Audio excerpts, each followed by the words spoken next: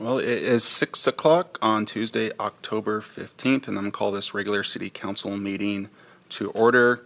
We have Councilmember Vasquez, who is excused absence, and we have Councilmember Stedman, who's attending remotely, and I think we're going to have Councilmember Dunning possibly attending remotely as well, and the rest of the council here is present. And with that, if you're able, please rise for the Pledge of Allegiance. I pledge allegiance to the flag of the United States of America and to the republic for which it stands, one nation, under God, indivisible, with liberty and justice for all.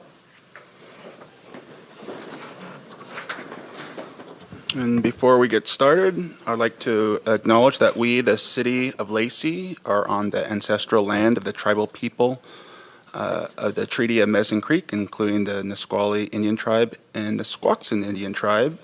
And I also want to recognize it's Councilmember Cox's birthday today. So happy birthday, Councilmember Cox.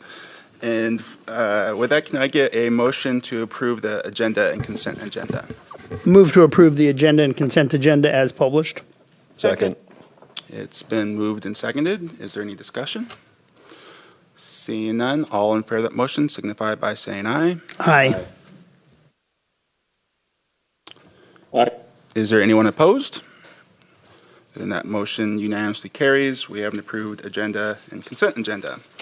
And first up on our approved agenda is public recognitions and presentations, the Lacey Youth Council report. Turn over to Lacey Youth Council. Yeah.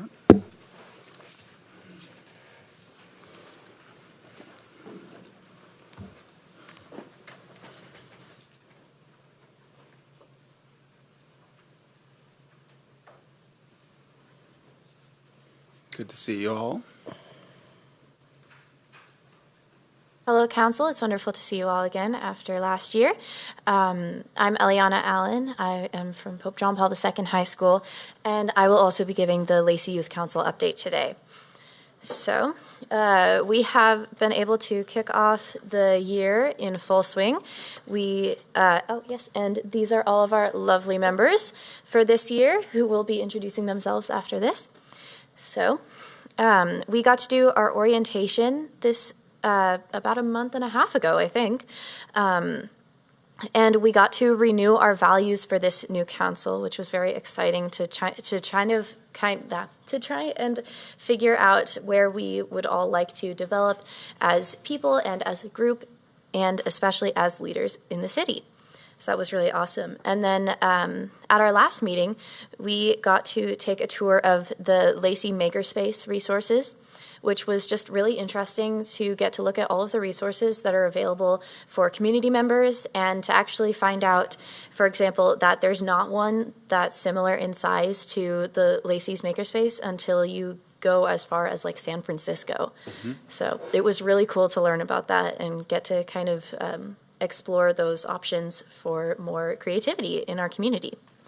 And then lastly, our Youth Council Mayor, who is not present today to give his introduction, but our Youth Mayor, Zuri Ramirez, got to go to the YMCA Youth and Government Open House, where he got to learn about all of the different opportunities beyond the Lacey Youth Council that we as people who are young and trying to develop ourselves in the community can really take part in government. So. Thank you. I will hand it over to the rest of the council to introduce themselves. Thank you.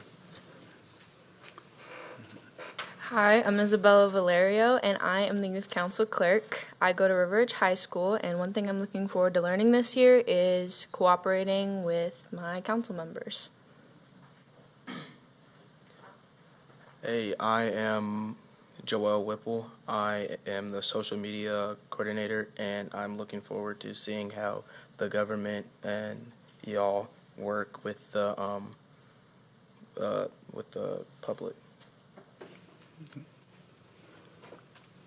I'm Aryan. I'm the representative for the Parks and Recreation Board. I go to Timberline High School, and I'm excited to learn about the planning and management that goes into the parks. Good evening, Council. My name is Avani Kumar. I go to Timberline High School, and I'm a representative of the Library Board. I hope to learn more about the City of Lacey and its government. Good afternoon, Council. I'm Elhaj Torre. I go to River Ridge High School, and I'm the representative to the Human Services Work Group. And I'm looking forward to learning more about how more youth can be engaged in Lacey's economy. Good evening, Council. My name is Kieran Sills Powell. I go to Summit Virtual Academy. I am the representative for Commission on Equity, and this year I hope to learn about all the different activities and events we have in Lacey.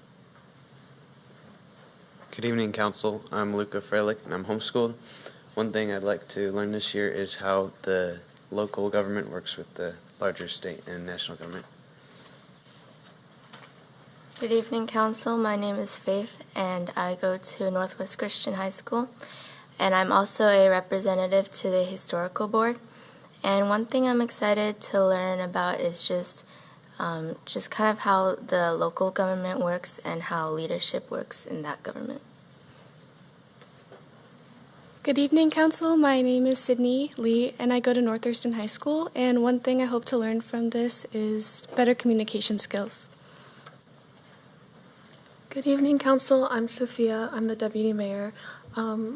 I go to Timberline High School, and one thing I'm excited about is learning more about the low-income housing in the City of Lacey.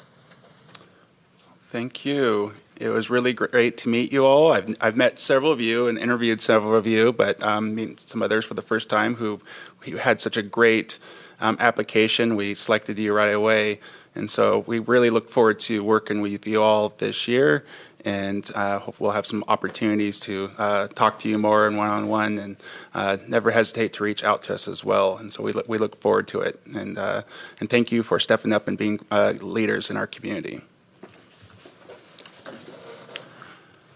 So next up on our approved agenda is public comment. We received one written public comment. We didn't have anyone pre-register for Zoom, but we did have a couple people sign up. First person is Stephen. Can you please approach?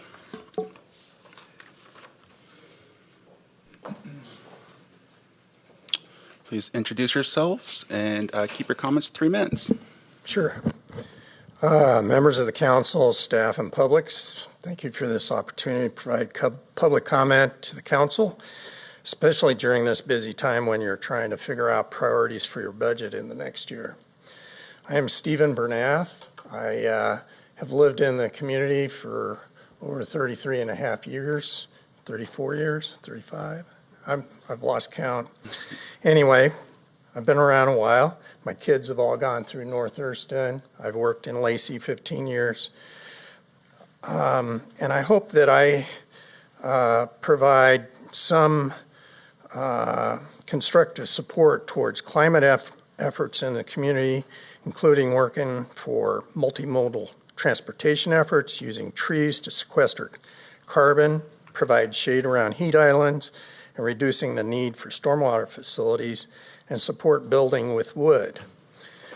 I'm a member of the Community Advisory Work Group on implementing the Thurston Climate Mitigation Plan.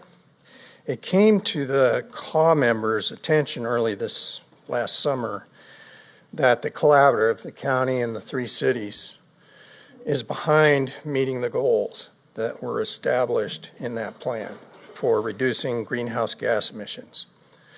The call letter was sent to you, describes our concern with falling behind those goals.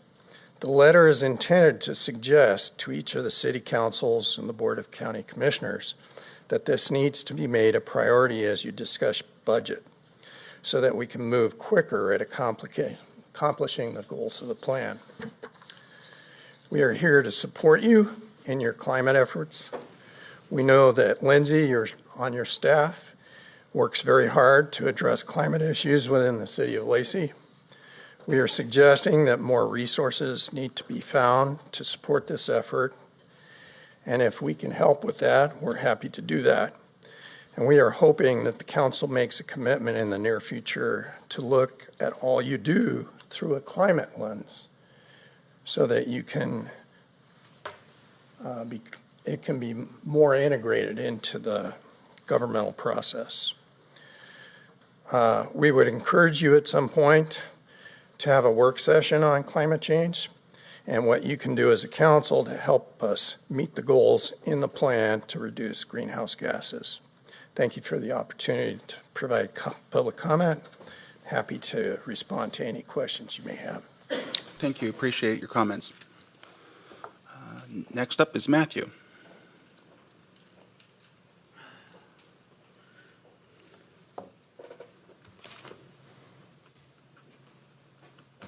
Please introduce yourself and keep your comments 3 minutes. Good evening. I'm Matthew. Matthew Landers. I'm a husband, a dad, a brother, an uncle, a son, and an elementary teacher here in Pleasant at North Thurston School District. I'm here to speak for children. I'm here to speak for children who have no power and worry about their future. I'm here to speak about investing more staff and financial resources into implementing more fully the Thurston Climate Mitigation Plan. As climate disruptions increase across the globe, my students, my children, my neighbors are concerned about the future. They hear, they see, they feel, they see what's happening in the environment. They understand climate issues have no borders. They're worried about the ecosystem, the decrease in biodiversity, and the future of our planet. Thurston County is not on track to meet our 2030 or our 2045 regional climate emission goals. We all need to do whatever we can to address these climate issues. One of the best ways to do this is invest more resources into, as I said before, implementing fully the Thurston County Climate Mitigation Plan. So my students right down the street here have done a lot. Just to highlight a few, they've started a food share program helping feed our insecure families. We no longer use plastic utensils. We compost our food waste. We stopped using paper bags, so we're recycling. We're working on funding a milk machine, which will cut our waste by 1/3.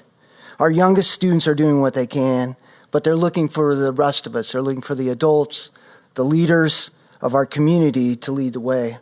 I often hear complaints about how inconvenient it's going to be to change, and we should wait till we have some perfect solution. Well, we can't wait. I want to show children, I want to show my children, I want to show my future grandchildren that we're doing everything we can. As a community, we should be doing all we can to decrease our emissions. I'd like to see Lacey as a climate leader. I work as a 5th grade teacher, and I see kids that are frightened every day. They talk about it, and our actions today and over the next few years will determine the climate for years to come. You and the rest of us have the opportunity to help create a healthier world for our children and our grandchildren. The extent which our current and future generations will experience a hotter and different world depends on the choices we make now. I'm behind the goals of the Thurston Climate Mitigation Plan and hope you will take time to consider investing more staff, financial resources to implement the plan. Thank you for your time and your consideration. Thank you. I think, Nick? Yep. Council. My name is Nick Damaris. Today I am here on behalf of Intercity Transit. I'm also have the pleasure to be on the agenda just in a few short minutes about our Bike and Walk to School Month. But we are reaching out right now throughout the community to help folks understand the potential impacts of Initiative 2117 to transit funding here in our community. We will have a mailer that will go out. We have a page on our website as well. But it's estimated that over the next 14 years, should 2117 pass and the repeal of the Climate Commitment Act take place, Intercity Transit stands to lose approximately $143 million over that time.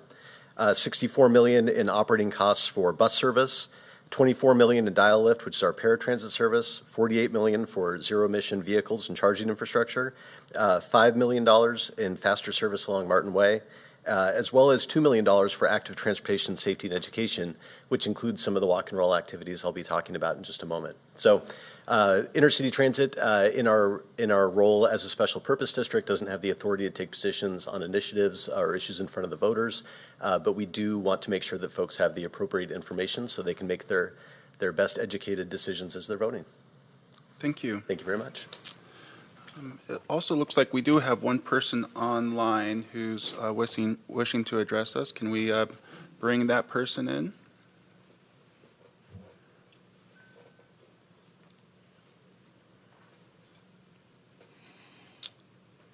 You can introduce yourself and keep your comments. Now, I hope. Yep, go Can ahead. you hear me? Okay. Hi, my name is Wayne Olson, resident of Lacey. Subject is thanks and recognition of Council Member Robin Vasquez and City Staff Member Lindsay Fields. On behalf of the Panorama residents, I would like to pass my thanks and kudos to Council Member Vasquez for providing a superb presentation of Lacey's progress to implement the Thurston Climate Mitigation Plan, the TCMP. She was masterful at all aspects of the theme, the slideshow, the narrative, and the following question and answer period. All of us benefited from her enthusiasm, knowledge, and coverage of this very important issue. City Staff Representative Lindsay Fields was also spot on in her backup assistance in the Q&A responses and behind-the-scenes support. The presentation was recorded, and a copy or link will be provided to the Council Member Vasquez and City staff. I suggest that you consider the entire presentation or excerpts from it as appropriate for use as part of Lacey's outreach efforts supporting the 5-year comprehensive plan update. For your information, the entire presentation will also be available to all 1,200 or so Panorama residents on our internal television network for scheduling, showing, as well as on-demand streaming. Thank you very much. Thank you. Is there anyone else wishing to address the Lacey City Council this evening for public comment? Seeing none, then we'll go into our next agenda item, which is our Walk to School month. And did Nick join us? Yeah, we're going to have to give a proclamation real quick, and then I'll give it to you. Councilmember Dunning. Councilmember Dunning here? Okay. Do you want me to take his and just get it started? Please do. All righty. City of Lacey official proclamation. Whereas making bicycle, pedestrian, and active transportation safety improvements a priority can help protect the life and safety of Lacey's youth, and whereas the City of Lacey is working to add bike lanes, trails, sidewalks, and improve street crossings to better connect our neighborhoods and provide safer routes to school, and whereas regularly walking, biking, and rolling to school is fun, improves health for our youth, and increases students' readiness to learn, and whereas driving students to school contributes to traffic congestion and air pollution, and whereas an important role for parents and caregivers is to teach children how to be safe pedestrians and bicyclists on our streets, and whereas in October, community leaders, parents, and children from around the world will join together for walk to school events to increase awareness about the health and environmental benefits of walking and biking to school, and now, therefore, I, Andy Ryder, Mayor of the City of Lacey, on behalf of the Lacey City Council, do hereby recognize the month of October 2024 as Walk to School Month in Lacey, and encourage all community members to promote the safety and health of children this month and throughout the year by supporting pedestrian, bicycle, and active transportation improvements, driving responsibility in school zones, and modeling safe pedestrian and bicycle behaviors, and practicing an active lifestyle. Signed by myself, Mayor Andy Ryder, on this date. Nick. Proclamation. Thank you very so much. Do you want to say a few words? I had a few prepared remarks, but the proclamation basically said it all and took most of those straight out of my mouth. So, one of the great things about my job, in addition to being able to talk about our incredible transit system, is to be able to manage the Walk and Roll program. Which, if you're not familiar with it, it's really about teaching kids and adults how to live active, healthy lifestyles and bike and walk to work and commute. We run the bike commuter contest every year. We have I would argue, the best bike shop in all of Thurston County down in our new facility, where we take bikes in from the community, fix them up, and then give them back to kids and members of our community that need them. It's an incredible bike recycling program. And this is just one of the great things that we do. And if you haven't been out to one of these events, we work closely with different schools in the community, and a huge thank you to our partners at North Thurston School District. This year we're supporting events at Lydia Hawk and Horizon Elementary Schools. Encourage you to come out. We partner with local police enforcement and go out and make sure that everybody gets comfortable in walking and biking to school. Great. So thank you very much. And Angela is also here from North Thurston Public Schools, the Director of Activities, Arts, and Athletics. And I'll turn it over to you. Hi, thank you. We're really proud to be partnering with Intercity Transit and the City of Lacey. This partnership really allows us to dig into the importance of walking and biking to school with our students. And we've got a variety of things going on, some of which Nick mentioned. We've got bicycles in elementary PE classes, so students are learning safe biking. They're getting fitted for helmets. Just great things. Love for biking coming up early. And we also have traffic gardens in our elementary schools. So we've just opened a third one at Seven Oaks Elementary. And these traffic gardens help these little kids learn about pedestrian and bicyclist safety. So again, we're just really fortunate to have this partnership. It does great things for our district and our city. Thank you. Thank you. And we do have one more proclamation, and Councilmember Cox gets started on that as well. City of Lacey official proclamation. Whereas domestic violence is a serious crime that affects people of all ages, races, gender identities, and income levels, and is a pervasive problem in the state of Washington and across the nation, and whereas statistics indicate that 1 in 4 women and 1 in 10 men in Washington state will experience domestic violence in their lifetime, and that domestic violence impacts not only victims, but also their children, families, and the broader community. And whereas in Washington state alone, there were over 48,000 domestic violence offenses reported to law enforcement in 2023, with many more going unreported due to fear, stigma, or lack of resources. And whereas domestic violence-related fatalities remain a critical concern, with the Washington State Coalition Against Domestic Violence documenting that over 50 individuals lost their lives to domestic violence, homicide in the past year. And whereas the City of Lacey is committed to ensuring the safety and security of all residents and recognizes that addressing domestic violence requires a collaborative effort from law enforcement, social services, community organizations, and community members, and whereas Domestic Violence Awareness Month provides an opportunity to educate our community about the importance of intervention and prevention to support victims and survivors and to hold abusers accountable for their actions. And now, therefore, I, Andy Ryder, Mayor of the City of Lacey, on behalf of the Lacey City Council, do hereby recognize the month of October 2024 as Domestic Violence Awareness Month in Lacey, and encourage all community members to participate in efforts to prevent and raise awareness of domestic violence, support survivors, and work towards ending violence in our homes in our community. Signed by myself, Mayor Andy Ryder, on this date. And to accept this, we have Dan and John.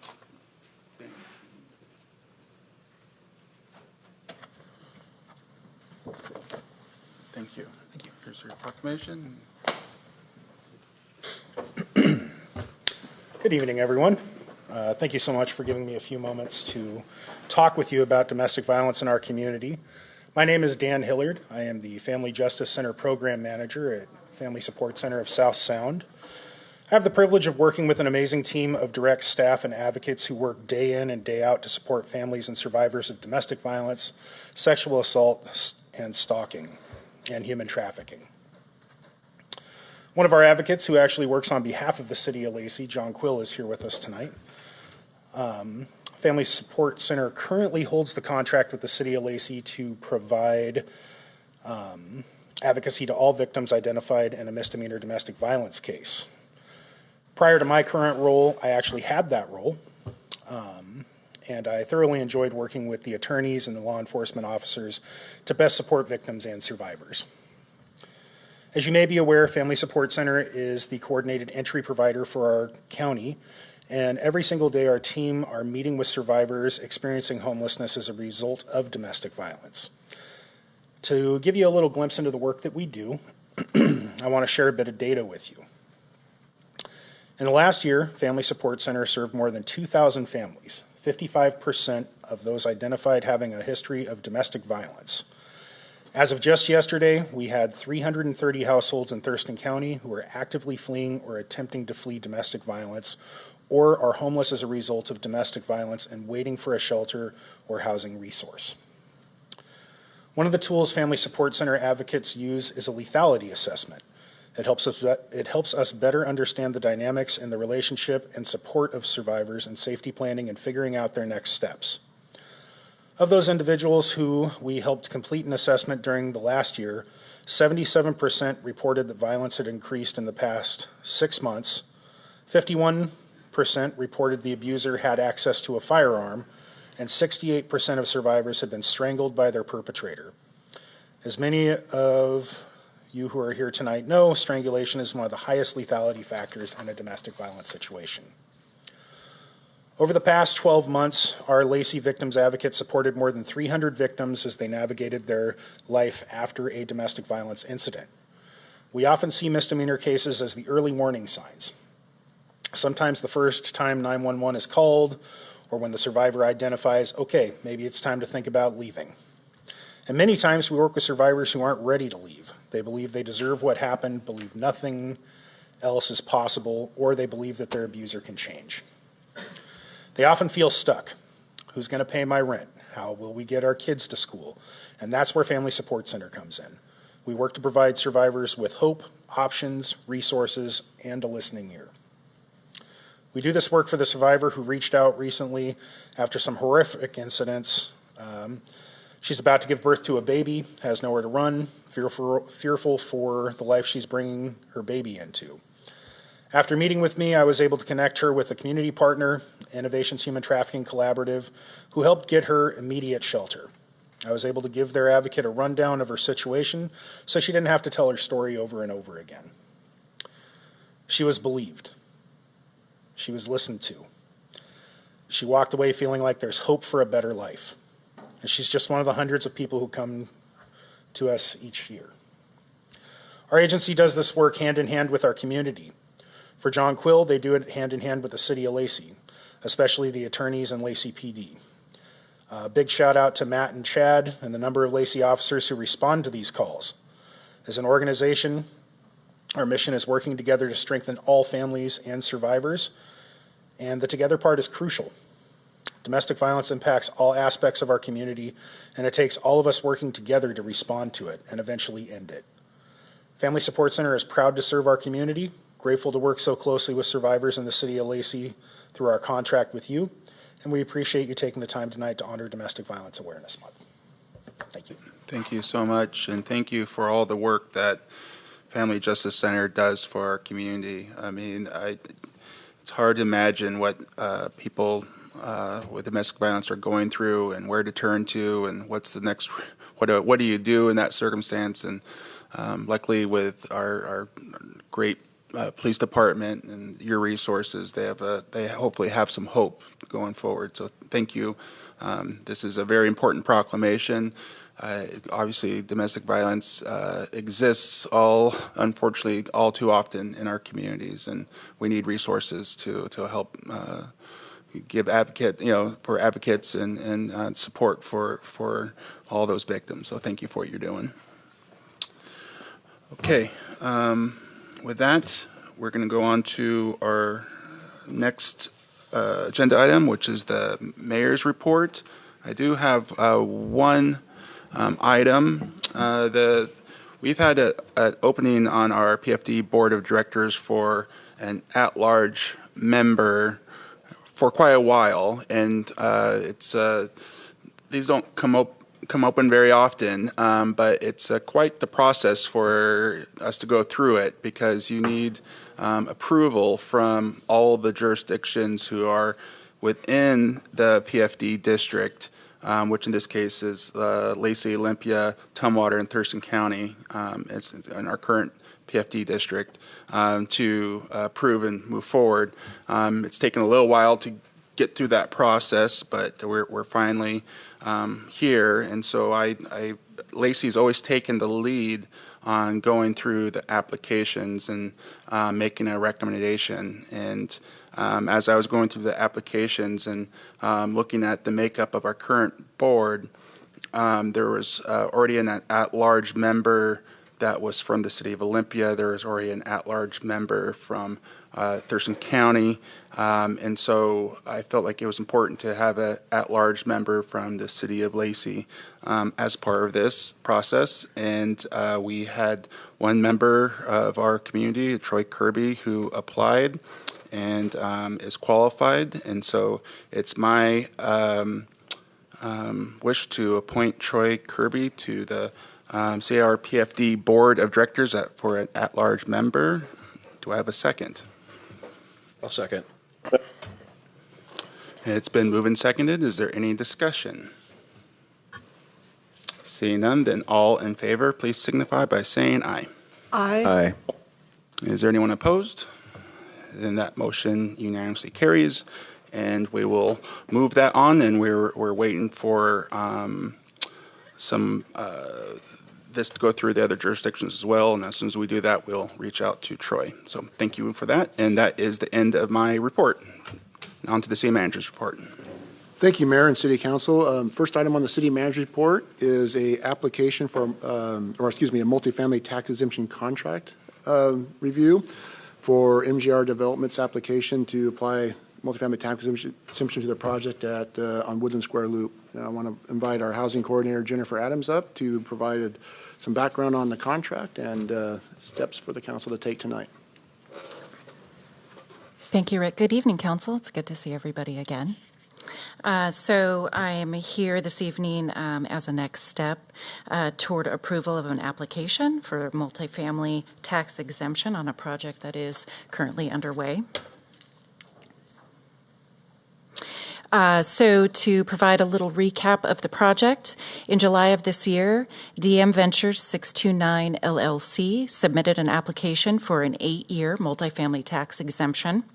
This is a housing conversion and a unique project repurposing an office complex into market rate housing, including studios, 1- and 2-bedroom units, and this also supports the reuse of existing buildings. The application was submitted on July the 9th and issued administrative approval on August the 1st. Staff briefed the City Council about the project on September 17th. After final approval from Council, the developer will then be issued a conditional certificate with an expiration date of 3 years from the date of Council approval. So the project is located on a 1.08 acre site in Lacey Midtown, otherwise known as the Woodland District. This is also near Huntemer Park. And this is a 50-unit project with an expected completion date around May of 2025. So this evening, staff seeks approval to authorize the city manager to enter into an 8-year tax exemption agreement with DM Ventures 629 LLC for the project located at 629 Woodland Square Loop as required by LMC 3.64.070B. Thank you. If there's any questions, we can certainly answer those. I would move to authorize the city manager to enter into an 8-year MFTE contract with DM Ventures 629 LLC for a project located at 629 Woodland Square Loop Southeast. Second. It's been moved and seconded. Is there any discussion? The building is, how long was that building empty? Well, Ryan, I'm not sure. I know that as per requirements, it has to have been empty at least 12 months. Okay. Do you have any further insight into good that, enough. Ryan? Yeah, how long it's How been long empty? was It's been it sitting empty for a bit. empty? At least 5 years. Yeah, but when did it go empty? I believe it's been while. empty for at least 4 or 5 years prior to the pandemic. Okay. It'll be really nice to see it repurposed. Mm-hmm. And do you know if everything's converted, so the whole building will be subject to the multifamily tax exemption, unlike If there is some spaces that's not used for housing, that wouldn't be exempt? So that's my understanding on this project, is there is no mixed-use component of the project, so this is strictly housing. In the building itself, some components are being repurposed, such as the elevator, but from what I saw, it was basically taken down to, the framing with the elevator shaft. Is there any other discussion? Then it's been moved and second to authorize the city manager to enter into an 8-year MFT contract with DM Ventures for the project located at 629 Woodland Square Loop. All in favor of that motion signify by saying aye. Aye. Aye. Is there anyone opposed? Then that motion unanimously carries. Thank you. Thank you so much for your time.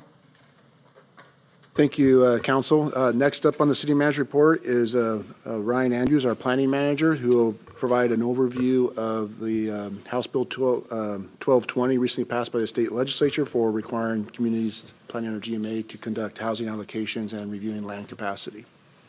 Yeah, good evening. So tonight, this is just a briefing only, your opportunity to review this information and ask questions. There is no action requested. This is information that will be integrated into our comprehensive plan as we update it over the next year and a half or so.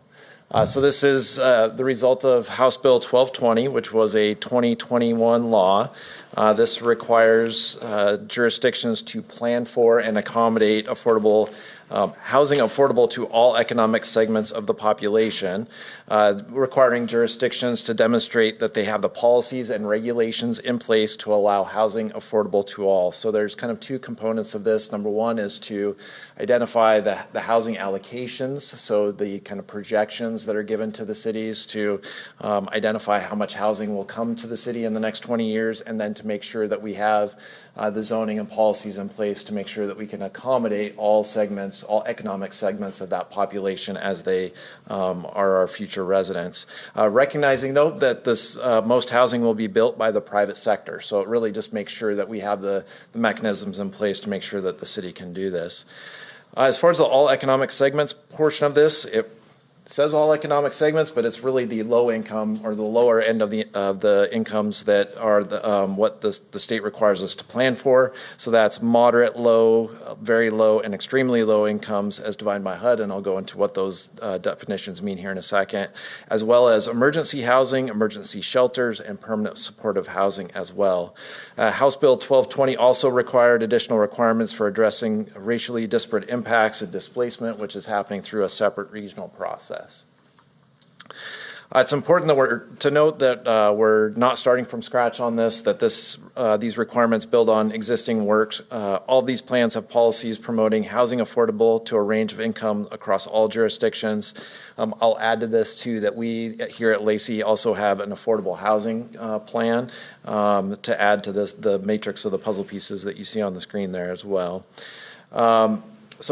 HB 1220 adds numbers to these plans. Jurisdictions must identify the number of households in each income range that they are planning for, document that need in our comprehensive plan, and demonstrate that our policies allow for that housing need. So here is that range of 7 incomes that we must plan for. First of all, emergency shelter, which is defined as temporary shelter for individuals and families that are currently experiencing homelessness. Emergency housing, which is temporary accommodation for individuals, families at imminent risk of becoming homeless. Permanent supportive housing, low barrier subsidized housing with supportive services to help tenants maintain housing stability.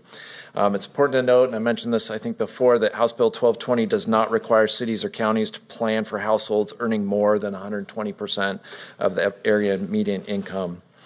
It's important to note, too, when you look at these income ranges, that the average wage for some employees in our community, for example, an accommodation or a food service worker, right now is $27,000 per year.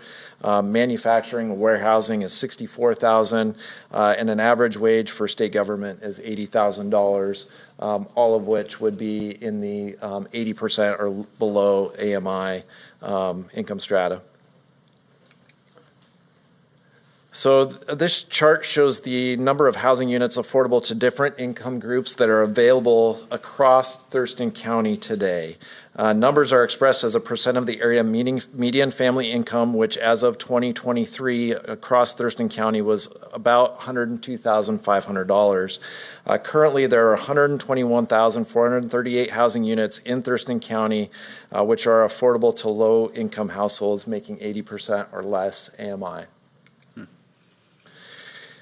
So we worked with Thurston Regional Planning Council to actually show what the housing need was per income strata, and you can see that here in the orange. TRPC projects that the county will add 54,356 housing units between 2020 and 2045 to meet our growing population. The need is especially acute for the lowest income households. You'll note that there's a 70% increase in the housing needed for very low income households.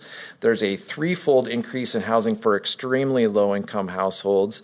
And you'll notice the very top permanent supportive housing, that is actually a 20-fold income in the amount of permanent supportive housing needed for our communities across Thurston County. So as I mentioned, this was a two-step process. Step number one was to identify the housing need for each jurisdiction, and step two was to conduct a land capacity analysis showing whether or not there was sufficient land and the zoning in place to accommodate the low-income housing need. So the questions asked, how many units in each income range should jurisdiction plan for? And so we went through a process with TRPC, with Thurston Regional Planning Council, which was multi-jurisdictional and collaborative, and basically all of our individual populations summed up to the the countywide need. Finally, this is something that's going to be adopted by Thurston Regional Planning Council. So the next step in this process, after it goes here for a briefing, you don't actually take action on it. The actual projections will be adopted by the Thurston Regional Planning Council. So this is a chart that shows the amount of low-income housing across all of our different jurisdictions, which is 80% or less AMI. And what you'll notice is actually Lacey has the highest per each jurisdiction amount of affordable housing in the community today. Does that include our urban growth area too? Are they considering Lacey as yes, city? Yes. So all of these include our urban growth areas as well. You'll also note with our projections is that not only do we have the highest amount of 80% or less AMI, we also have the highest projected need for the greatest amount of units across all of the communities. One thing you'll notice on this slide here is that it does not project any low-income housing in rural Thurston County. It's important to note that this process is somewhat academic. And when I say that, this is not necessarily reality. Of course, there will be affordable housing units built in Thurston County at 80% or less AMI in rural Thurston County. But under the framework given to us by Commerce for this project, they basically said in order to be affordable, it needs to be in some kind of multi-housing unit. So it needs to be in some kind of multi-family or something like that, which you're not able to construct in rural Thurston County because of zoning requirements, wells and septics and those kinds of things that limit that type of housing really to our urban areas. And so again, keep in mind that this is just kind of a framework. These are some basic assumptions, but not all of these units will exist in 20 years, nor will they exist in these places. This is kind of our best guess at this point, and again, a very academic exercise.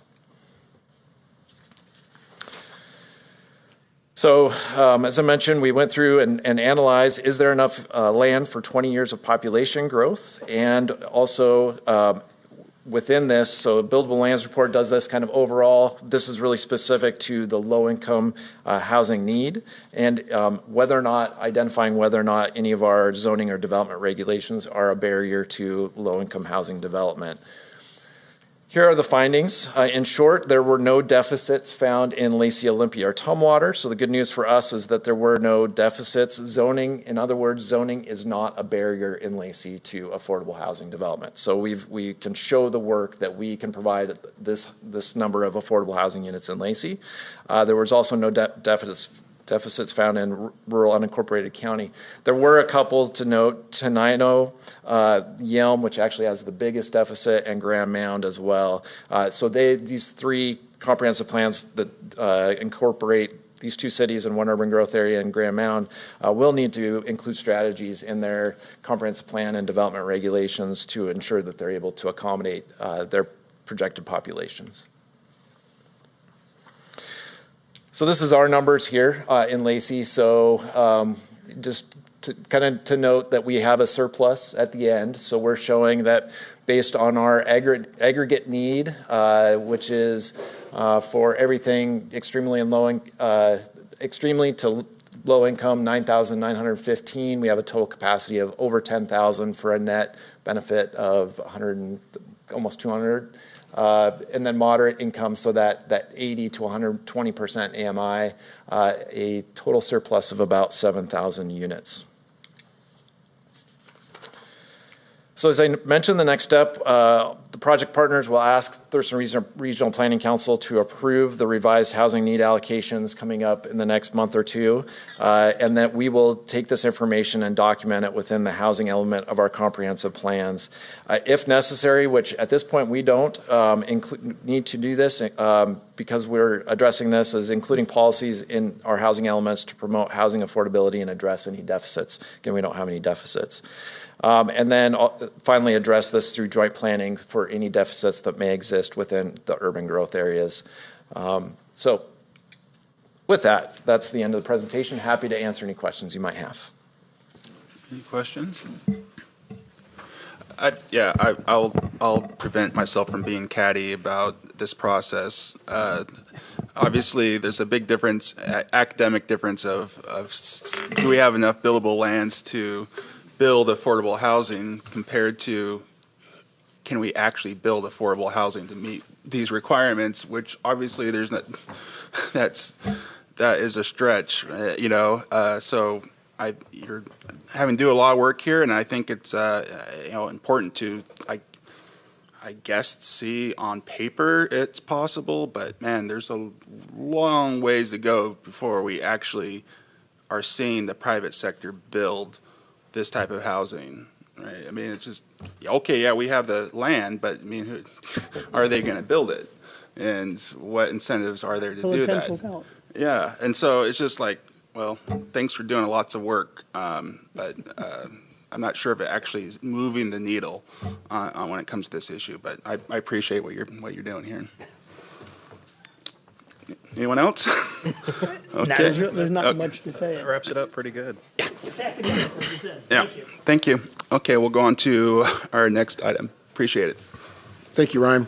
Well, next, I'd like to have the opportunity to present the proposed 2025 budget, so I'll transition up to the lectern. Thank you.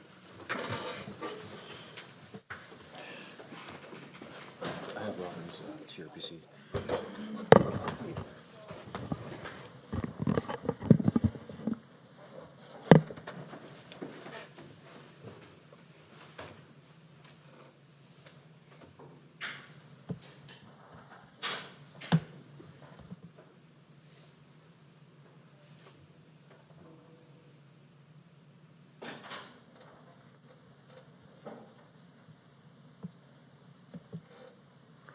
Okay.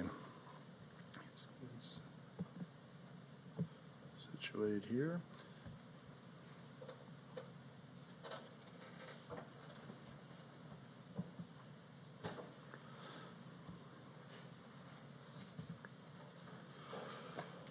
All right.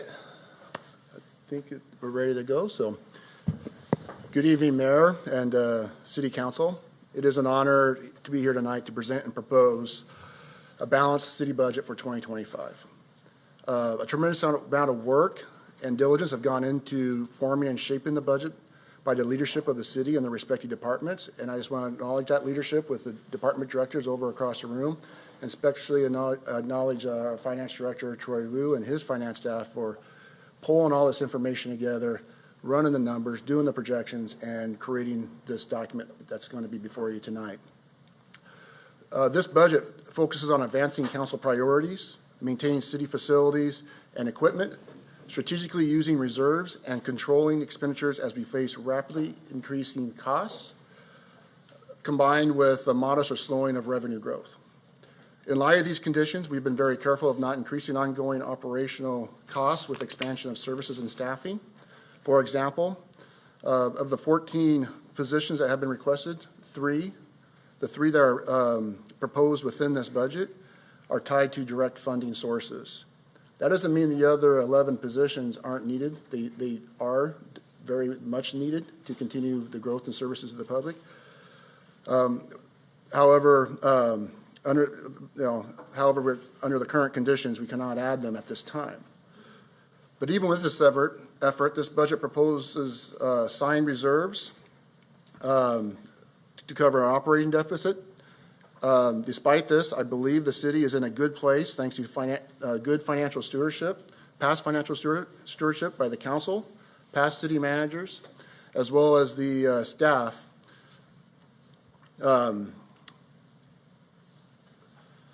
That places us in a position today to address the shortfall we're experiencing, but also gives us time to start the work to begin to prepare and address the structural issues of the city's budget over the next couple of years. That said, in presenting the budget tonight, I'll provide an overview of our budgeting approach, the primary budget funds, revenues and expenditures, staffing, and 2025 investments.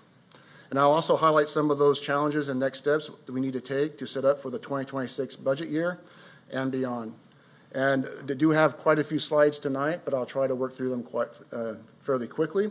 And first, I'd like to highlight the characteristics of the city and highlight some of the development activity that's been occurring with the private investment in our community. So, at a glance, with the city of Lacey, the city of Lacey's population is 60,210. This past year is the year we exceeded the 60,000 mark in population. When I gave this presentation last year, we're at 59,000 and I believe around 700. In total number of housing units, we have about just under 25,000 total housing units in the city of Lacey, and that kind of complements the information that Ryan Andrews just shared regarding the housing allocations. What's a really interesting statistic is 57% of those housing units are owner occupied, and that's based off of the 2020 census information that's just been recently updated in the housing work by Thurston Regional Planning Council. And of course, in terms of median home price, right now is about $505,000, with an average rent for an 845 square foot apartment is about $1,738. So we still are facing some of those high costs within the community and the need to look at housing options for those that, as Ryan just mentioned.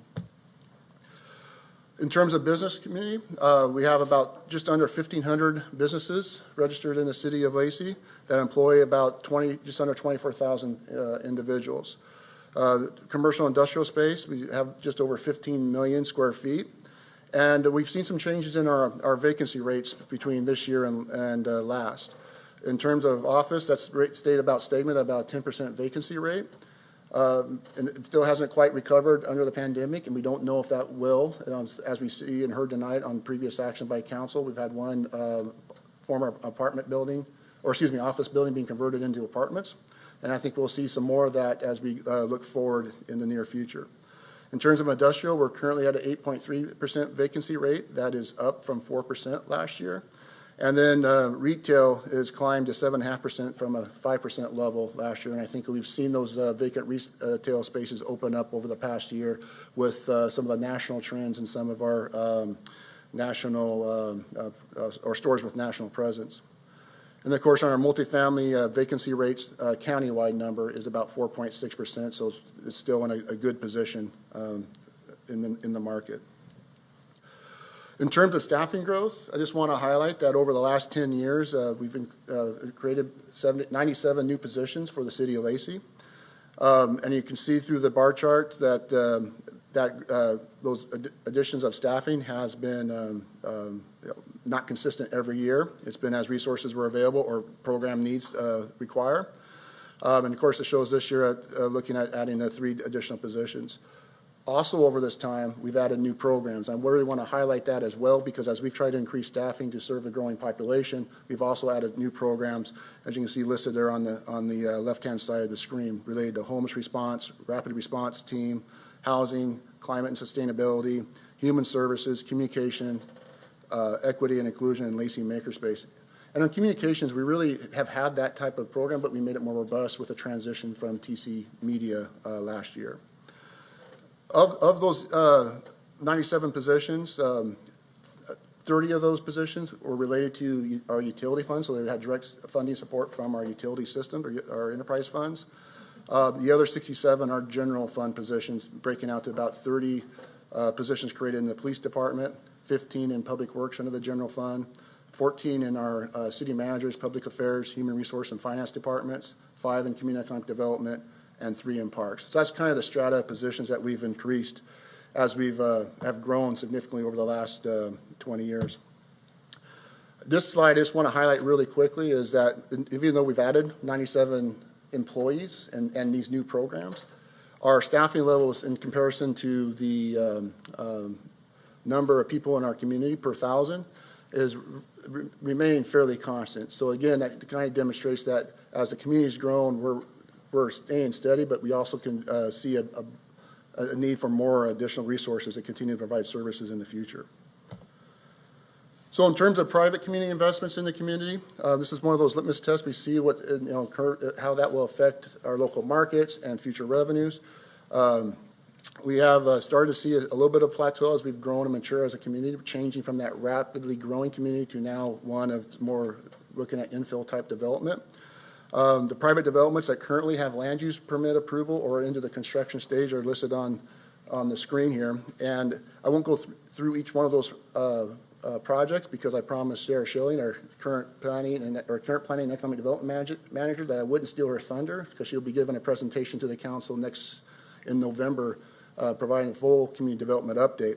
But just want to show this as an example that we do have some development activity occurring between the expansion of 2 additional hotels, some commercial projects totaling about 80,000 square feet, continue to get some mixed-use development occurring with about 90,000 square feet and about just over 700 multifamily units, and then some pure residential projects as well. So we still have projects coming forward, just maybe not the size and scale like we've seen like in the industrial sector or commercial sector. In terms of housing starts, again, this is looking back to 2016. You've seen past presentations I've given talking about the cycle of housing development in the city of Lacey for the past 20 years with before 2015, primarily single-family residents, 2016 switching to more of the multifamily to fill that void that had been created in the market. Now we're starting to see that plateau out as that multifamily market is now, the vacancy rate's now starting to climb, so we're starting to see that investment temper. So in 2024, year to date, we've issued about permits for about 103 multifamily units and 34 single-family homes. And our pipeline that we've always talked about is also starting to decrease a little bit too. And so we have about 304 single-family units in the pipeline and 1,200 multifamily units as well. And so that kind of goes into our methodology for projections in terms of looking at development activity and the scale to make those revenue projections and where the trends are leading us going forward. So that brings me to the total budget for 2025. And as a first step, I'd like to always just talk about our approach to developing the budget. And of course, the first and priority is we make sure we apply the fiscal policies adopted by council in 2013. And the highlight of the 4 primary portions of those policies is we want to incorporate the council priorities into the budget. One thing I really want to say for that, as a council is aware, we had a retreat back in June that started the process of reevaluating our priorities and council work plan. And we will continue that work into this rest of this year and culminating in a retreat in the end of January as we're looking at scheduling to re-hone and finalize those priorities, updates, excuse me. The other policy is to make sure when we look at the budget that we provide adequate resources for maintenance and replacement of capital facilities and equipment, because as we add more equipment or add more facilities, we need to make sure that they're in good operating or condition for the public. Also, of course, the budget must be balanced. That's not only a fiscal policy that's adopted by council, it's also state law.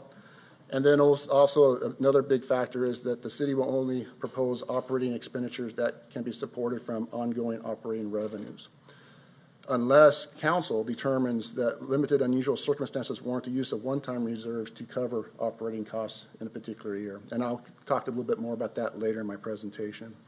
So as you look at the 4 or 5 steps that we look at in priority of budget approach, again, applying those fiscal policies, implementing council priorities, maintaining existing services, and addressing critical needs, and then we start looking at expanding programs and services if resources allow.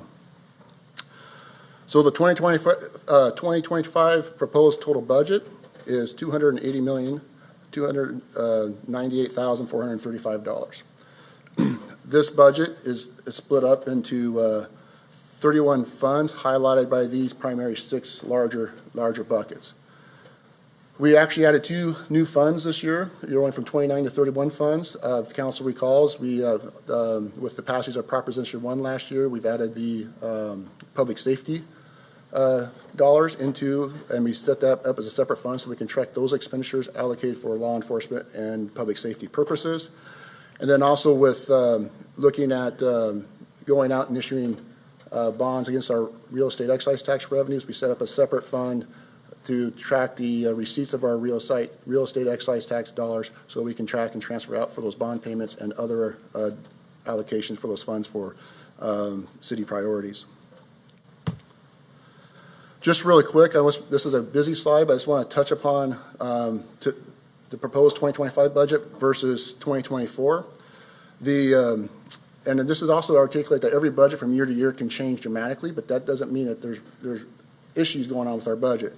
So for instance, this year's budget is a general fund budget is 20% less than last year's, but that's primarily because we have capital transfers coming in and out of the general fund. We had ARPA dollars that were transferred out for the police station. So that's what shows the difference between those fund balances. So year to year, budgets can be looking significantly different depending on what's occurring at that particular year for transfers in as well as capital projects. But now I want to kind of just focus a little bit on the general fund budget because that's where we see the most, some of the most challenges. Again, the general fund budget for 2025 is just over $78 million.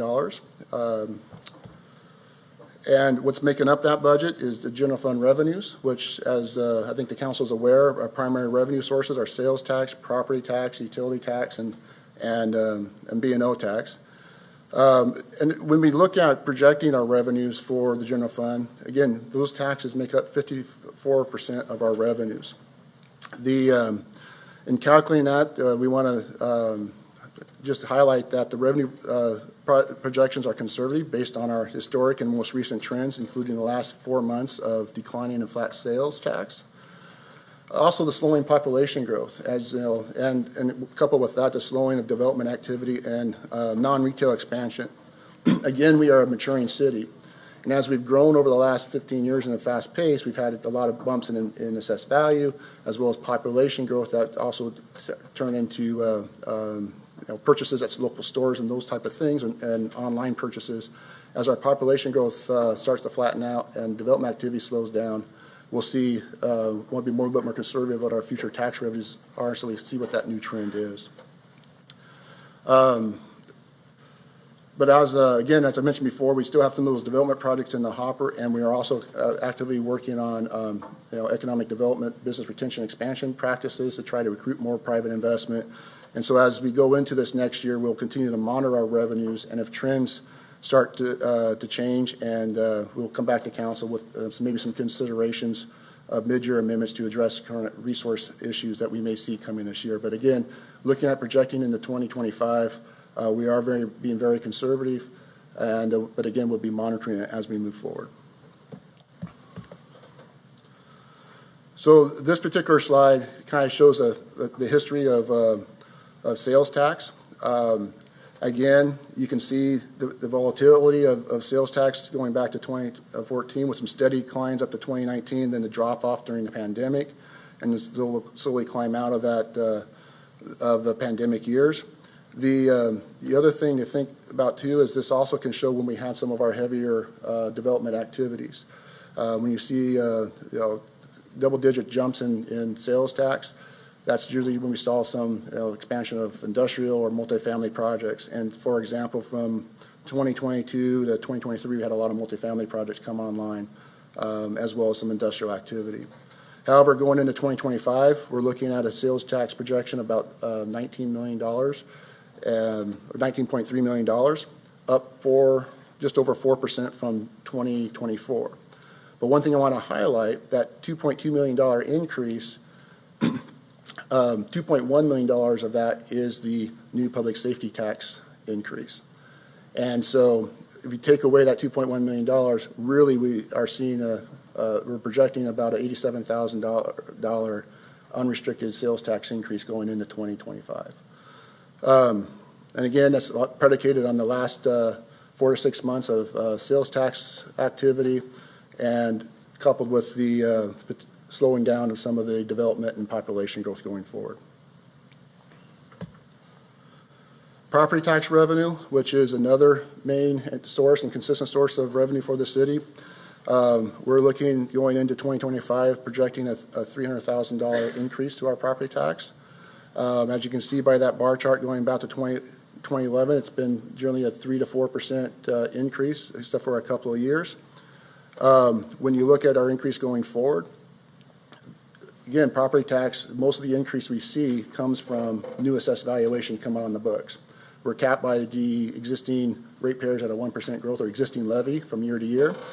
So when you look at that and apply that, of that 300,000 projected increase, 88,000 of that is the 1% cap. So total increase would be about $213,000 of new property tax revenue based off of assessed value coming to the city.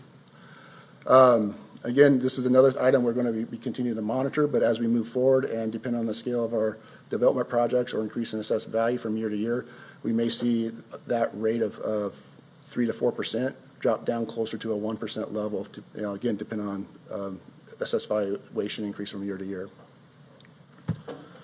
So this is always a slide that really highlights the levy growth for the city. Right now, the assessed valuation for the city is just over $13 billion. It jumped up $1 billion in assessed value from the previous year. Of course, the previous year saw a decline from 2023 of $500 million. So again, we ramped up, but as our assessed valuation goes up, our levy rate goes down. And so projecting into 2025, the levy rate for our property owners will be 69 cents per thousand. And what's significant about that number is our maximum capacity for a levy rate is $1.60. So that just shows there's some flexibility in there potentially for council consideration in the future if they're looking at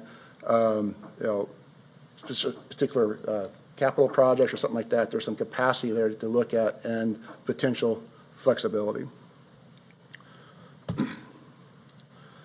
Again, this is a kind of a highlight of the major fund sources for the City of Lacey's budget. Again, sales tax is our biggest source at just over $19 million in revenue.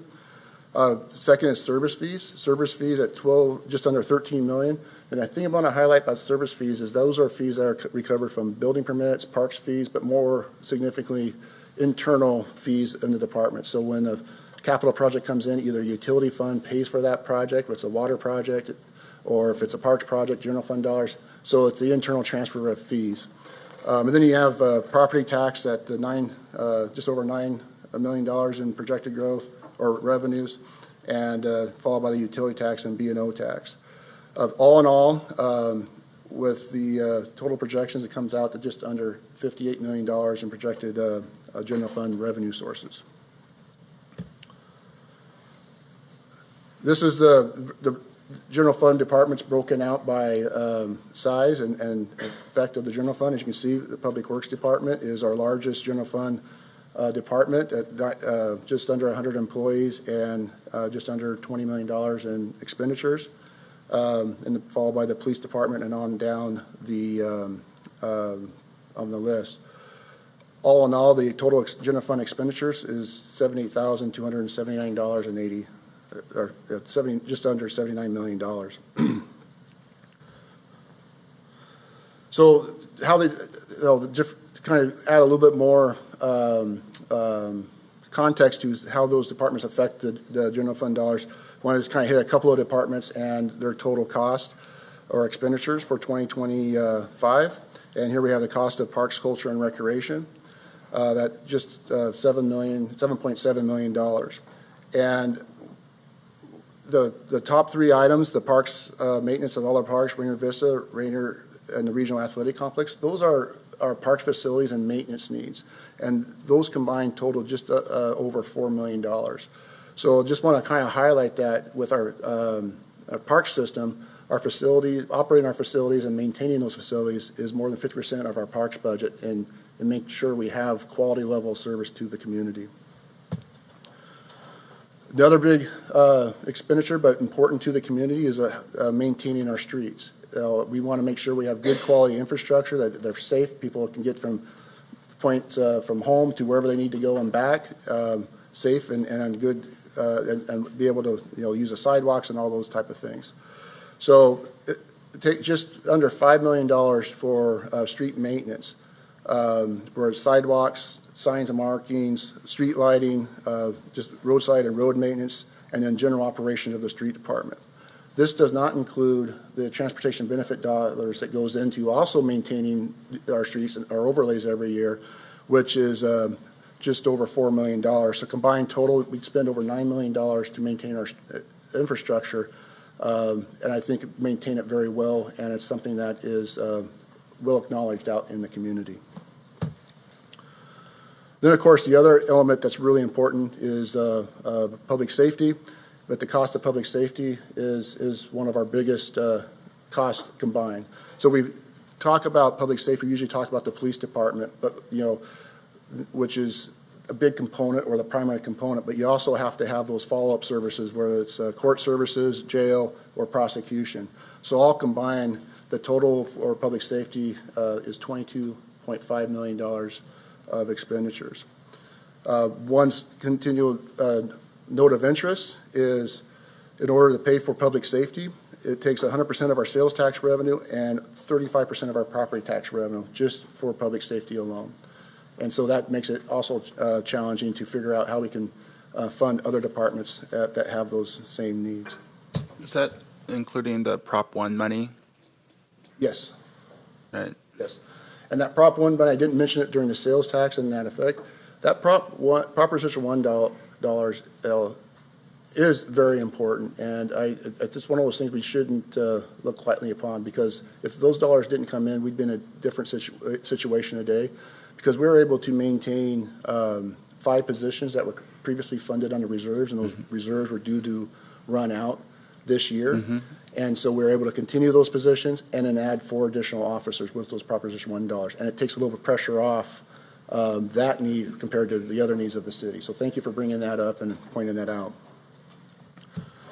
And all in all, in the general fund breakdown, local government, we're a people-serving business, right? And so we need people to help serve the public and provide the services they need. And so as such, that's our primary and precious resource, and it also makes up 68% of the expenditures in our general fund. And again, to articulate the impact of that is, that expenditure, the cost of salary and wages, grows from year to year over time, the cost of that labor. Going back to 2022, we saw a 7.5% jumping to a 9% between 23 and 24, and a 9.5% jump this year. Now, if you think back to those property tax revenues and sales tax revenues, those were climbing at the 4% to 3% range and starting to flattening out. So you can kind of see the challenges we may face going forward in terms of revenues versus expenditures in order to maintain and keep providing the high level of service we do to our community. So just kind of articulate that point a little bit more, is this slide just really shows the top 6 general fund tax revenue sources that we have in the city and the projected increases going into 2025. All told, it will come together to about $910,000 in projected revenues. You take our salary and wage increases from last year, and again, this is without adding any staffing to those funds. We're looking at about $3.8 million in expenditures.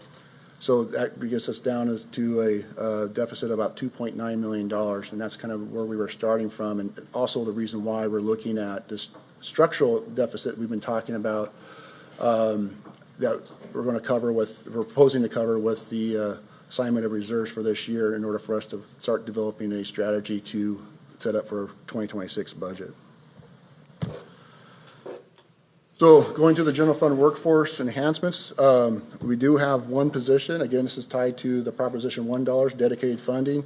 We will be requesting to authorize the filling of a lieutenant position. This will be the 3rd position of 4 ultimately. That's been a transition plan. It's been in place for the city for the last, I believe, 3 years in terms of we transition from the commander structure to a 4-lieutenant model. Other general fund enhancements, again, as we looked at these, we were looking at funding these enhancements with one-time monies or reserves. And we talked about in our fiscal policies of needing to maintain our facilities. And I think as the council recalls, about 1.5 years ago, we started a huge effort to look at capital facilities planning and see what our facility needs, whether it be animal services, shop facility, or city hall. And so this is the next step of that, of starting that process to start planning what we may need to do financially over the next, in 6 years out of improving these facilities. So we're looking at including into this year's budget funding to start the preliminary designs for City Hall improvements. So once the police department moves out into their new facility at the police station, assess City Hall and look how we can find efficiencies and accommodate additional use of the building in the future. And then also, as I think we've talked about, everybody's aware, the Public Works Operations Center, they're also busting into seams, an aging building, and we need to look at how we expand or grow that facility. And so we'll also look at putting money aside to hire a consultant to start with that preliminary design work this next year as well. In terms of a vibrant, diverse economy and economic development initiatives, this budget includes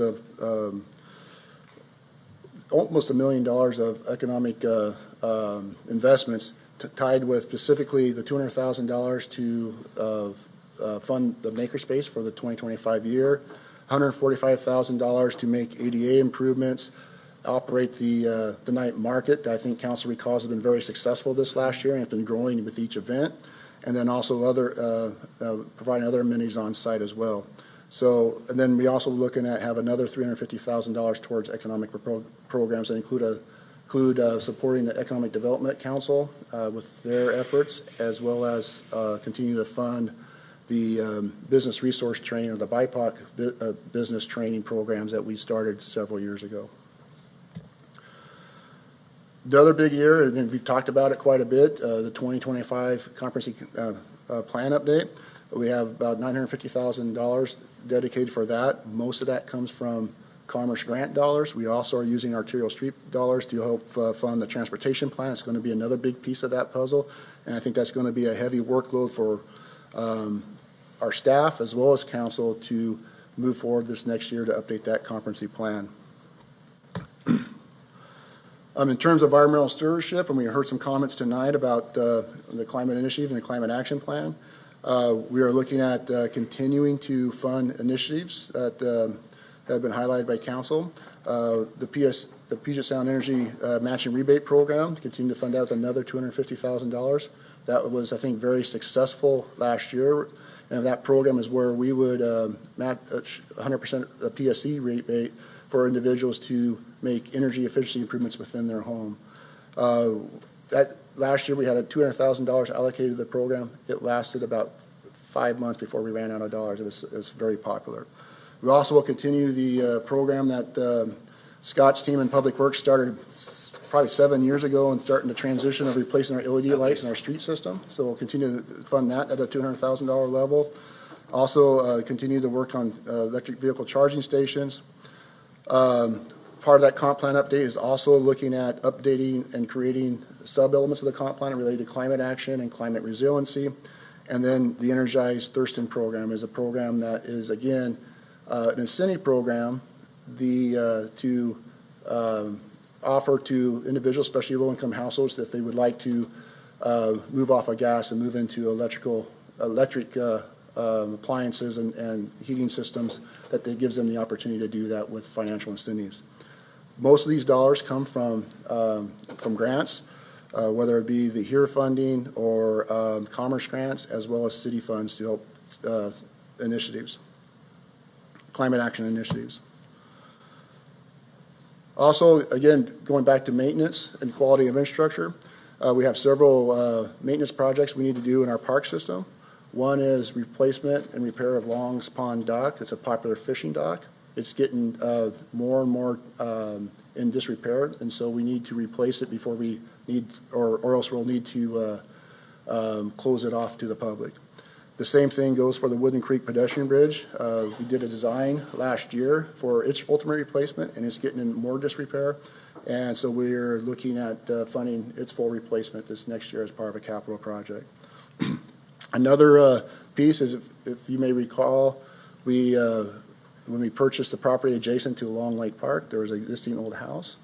We're putting money aside for potential removal of that house. We're doing a historic assessment of that to see what the historical character is, and also the structural suitability. So we want to put a placeholder in the event that we may need to remove that house, but document historic significance that we may be able to do so. Also, going back to facilities, we're looking at the community center, refinishing the wood floors. As you know, the community center is rented and used quite heavily, and so the floors are starting to need to be refinished or need to be replaced. And then also the same thing for the Virgil Clarkson Senior Center. Was a carpet, and we need to replace some carpeting in there, so we put some funds aside for that.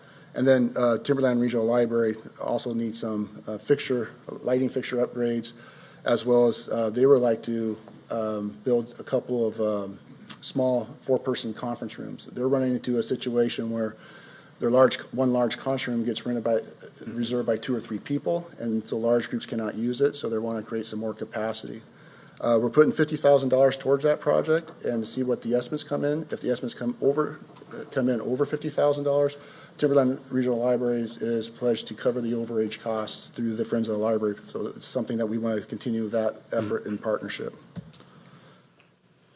And again, going back to programs and services and investment in especially human services, we're continuing to fund those council priorities, including the Human Services Grant Program, which council has just reviewed last work session. Continue our rapid response cleanup program to support our homeless response. And again, to continue to fund the Regional Housing Council with the $1,406 and the 0.5% of our general retail sales. And again, neighborhood grant program. Do you have a question, sir? No. Oh. So those programs are continuing to be funded within this and continue those as part of the council priorities. So in terms of capital projects, we do have about $72 million in capital projects. So these are projects that are identified in either our transportation improvement programs or capital or CIPs. And of course, I think everybody is fully aware of one of our bigger capital programs or projects that we've had in a long time, and that's our new police station. This is the second year of that program. So for 2025 budget year, we're looking at $36.9 million in allocations.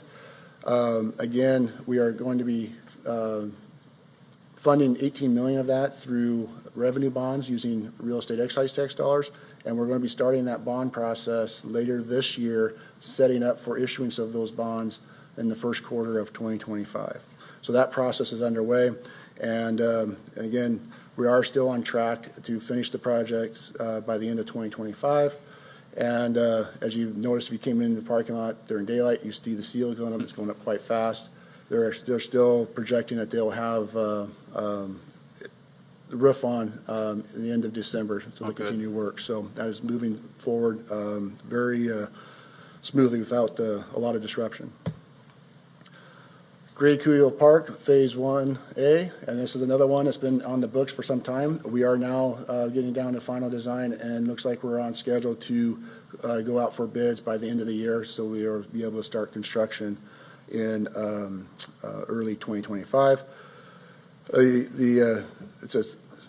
budgeted $6.4 million for that project, and of course that's the first phase, and it's going to include the park entrance, parking lot, all accessible playground, picnic shelter, and the 18-hole disc golf course. So that will be a really nice amenity that will be coming up to the northwest Lacey. One thing I do want to highlight about this, and this goes back to our staffing issues and monitoring revenues, is when this comes on in end of 2025, as well as the police station, we're going to need more maintenance, and we're going to need to monitor our revenues, and that may be one of the mid-year adjustments we look at. If we have the capacity, is add on staff for maintenance of these facilities, because right now that is an identified need. Yes. Is that 6.5, that 649, is that the engineer's estimate, or is that it? That is currently, or it's what we budgeted for. Right now, design estimate is a little bit, about $200,000 more of that, but we want to see what the bid climate is before we come back and look at amendments for the council.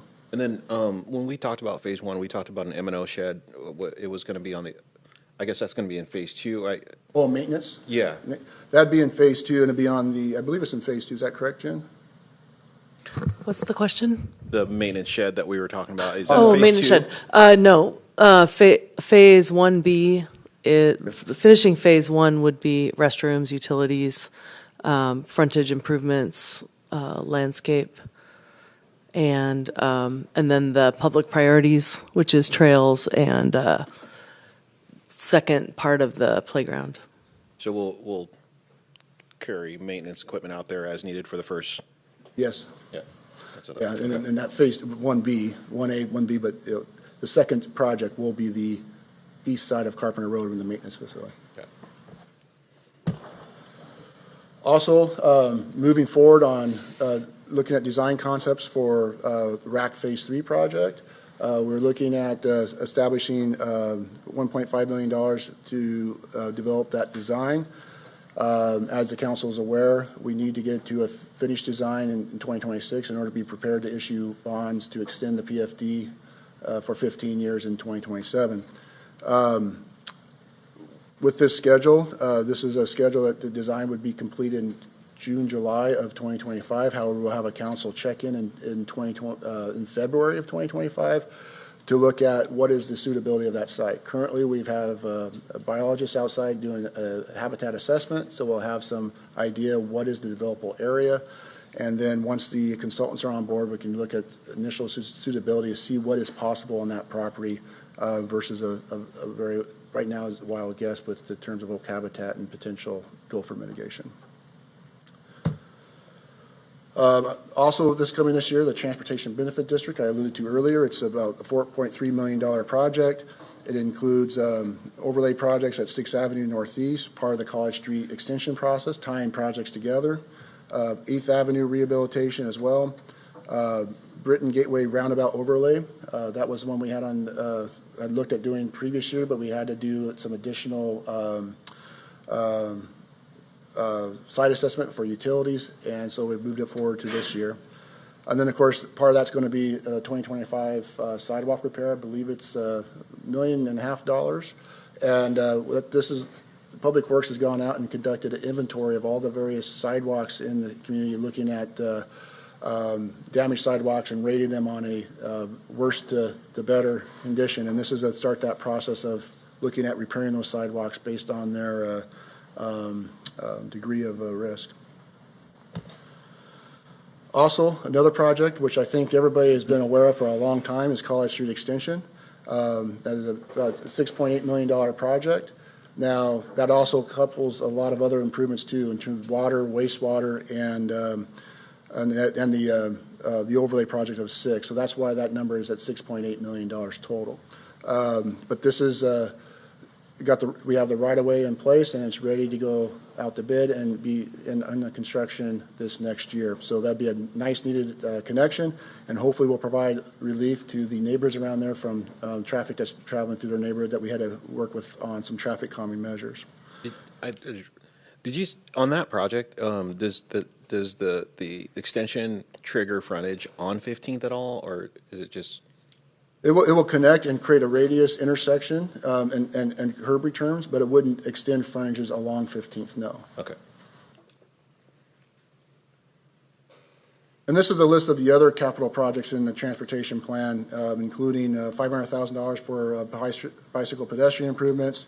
Again, I mentioned the EV chargers earlier, and the College Street extension, of course, is on there as well, and that's the cost of the extension at 6. So again, we have a robust capital improvement program going into this year with quite a few projects and improvements in the community. Some of these are on the planning stage as well. As you look at College Street and 29th Avenue, it's still in the design stage, but we're still identifying that as a budgeted process.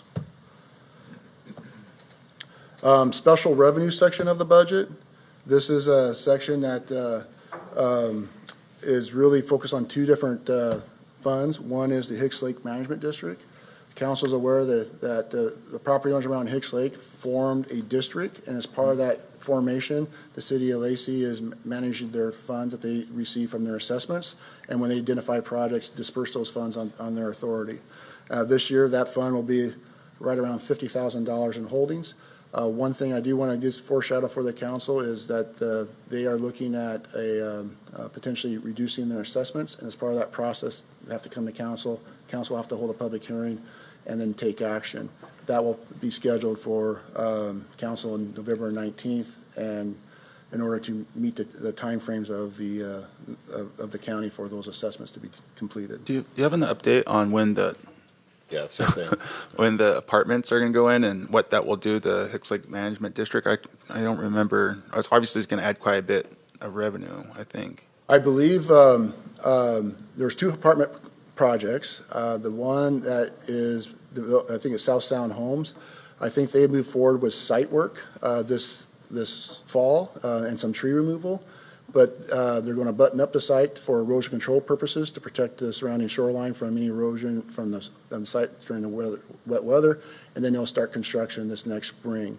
The other project, I am not sure of the status of. I'm kind of looking over at Vanessa. I believe that other project's still on hold and hasn't moved forward since their. And they don't have to start paying to the Hicks Lake Management District until occupancy? Or when? They have some level of assessment today as a property owner, but as to the improved value, it wouldn't happen until that project was built and the assessed value was established. Okay. Did you want me to address the Hicks Lakes project? Oh, I just the second hook. I can't remember which one. It's the Gateway or a Gate project. I think it's on hold indefinitely at this point, right? Yeah, the first one that they've removed the trees for is temporary hold until the erosion control restrictions are removed at the end of the wet season, and then they'll be able to continue construction. The other project has expired. Oh, it's expired? Mm-hmm. So will that have to come back before this council? No, they would have to apply for a new land use application, and most likely that would go to a hearing examiner. Well, yeah, now it won't come back before us. Yeah. Right? Wow, okay. And there's two different approvals on there. There's the land use approval and then the shoreline approval. Now, so there's some complexity there as well. So the one that expired, how many units was that? I'd have to look it up really quick to tell you. Okay. Wow, I can't believe they let that expire. Well, when we had the high interest rates going on and financing, that created some challenges. And both projects were running slow, and then the one that cleared the site was able to get their financing in place and move forward. The second special revenue fund is our lodging tax budget. Again, I think the council is very aware of our lodging tax program. That's where we collect a 4% tax on room nights at local hotels. It's technically affectionately referred to as the heads and beds. The idea of the lodging tax dollars, we collect that and fund events and facilities that bring tourism into the area to bring more people to utilize the hotels and restaurants and everything else. This year's budget for the lodging tax fund is $607,000. And the lodging tax committee has met over the summer and reviewed the application submitted for the 2025 year, went through a scoring metrics, and have made their recommendations on funding. Up here you see on the slide there were 30 total applicants and 29 awards representing 22 organizations. We kind of divided them into categories, 3 categories, one being special events and facilities, which received 35.5% of the funding at an amount of $215,000. Tourism-related facilities, which is things like the Regional Athletic Complex, the Washington Center for Performing Arts, the South Sound Chamber, the museum, and the Makerspace, funded at 48% or $291,000. And then tourism marketing promotion, which is the VCB of Thurston County, also known as Experience Olympia and Beyond, at 16.5%. So that's the recommendations from the Lodging Tax Committee for this coming year's programs. Can we get a breakdown of what events are receiving what? I know you have an overview there, but I'm kind of sort of curious of what events are receiving what dollars. I don't have a breakdown with me in my presentation tonight, but we can provide that to council. Yeah. And then as we go forward and have more detailed conversations on the budget, to have those conversations and questions. Thank you. Next, we're going into the 2025 budget enterprise, or the enterprise funds for the 2025 budget, and these are our utility funds. The total utility fund budget for this 2025 year is projected to be $120 million, or just under. And again, for our utilities, there are the 3 primary utilities. It's our water system, which produces about 2.7 billion gallons of water annually. Our wastewater system, which is handles about 1.5 million gallons of sewer and collects it and transfers it down to our regional partner at Lot. And then, of course, in our stormwater facilities, there's over 5,200 catch basins, 47 storm facilities, and 100 miles of stormwater pipe. Very expansive systems. They cost a lot to maintain, but also, too, they're very critical to the infrastructure for our community, and our community relies on that service to be not interrupted. As we look at the capital projects in the water fund, going into 2025, we're projecting about $27 million in capital projects. The total water CIP currently is $136 million for the 6 years you see there.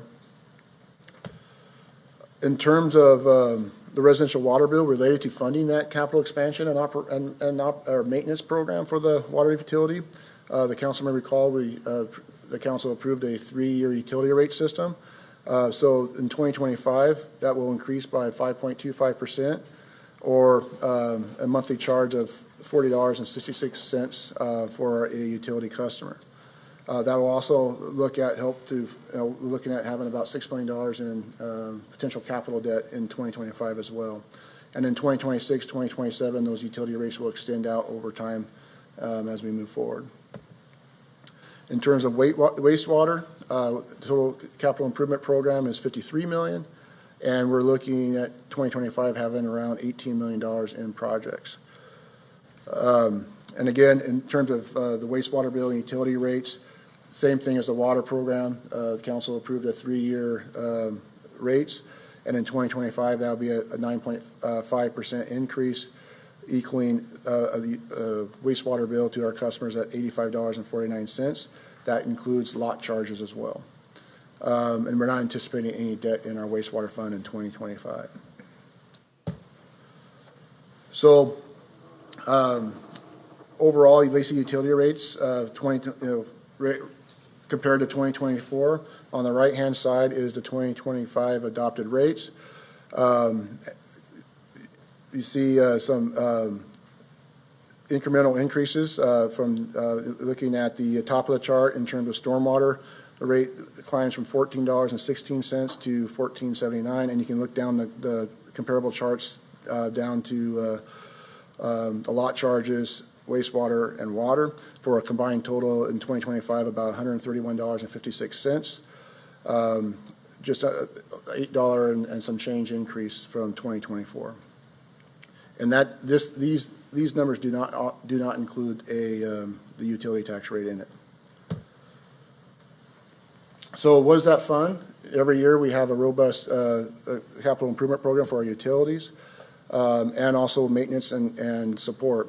This is where the other two positions that were created this year was in our stormwater and our water utilities. The first position is our Stormwater Engineering Tech 3. As we go into multiple years of the NPDES permit, Phase 2 permit issued by the Department of Ecology, it has incremental requirements for monitoring and maintenance. And so we need to add on this year, which was anticipated in the Stormwater Competency Plan, add on a Stormwater Engineering Tech 3 for Stormwater Inspections and Compliance Program. And then in the water system, we're adding a journey level technician. One of the things as we've grown in services and not having staff, we need to replace, well, not replace, but we need to create a position that's focused on water sampling to make sure we're able to sample our water system and meet our reporting compliance with the Department of Health.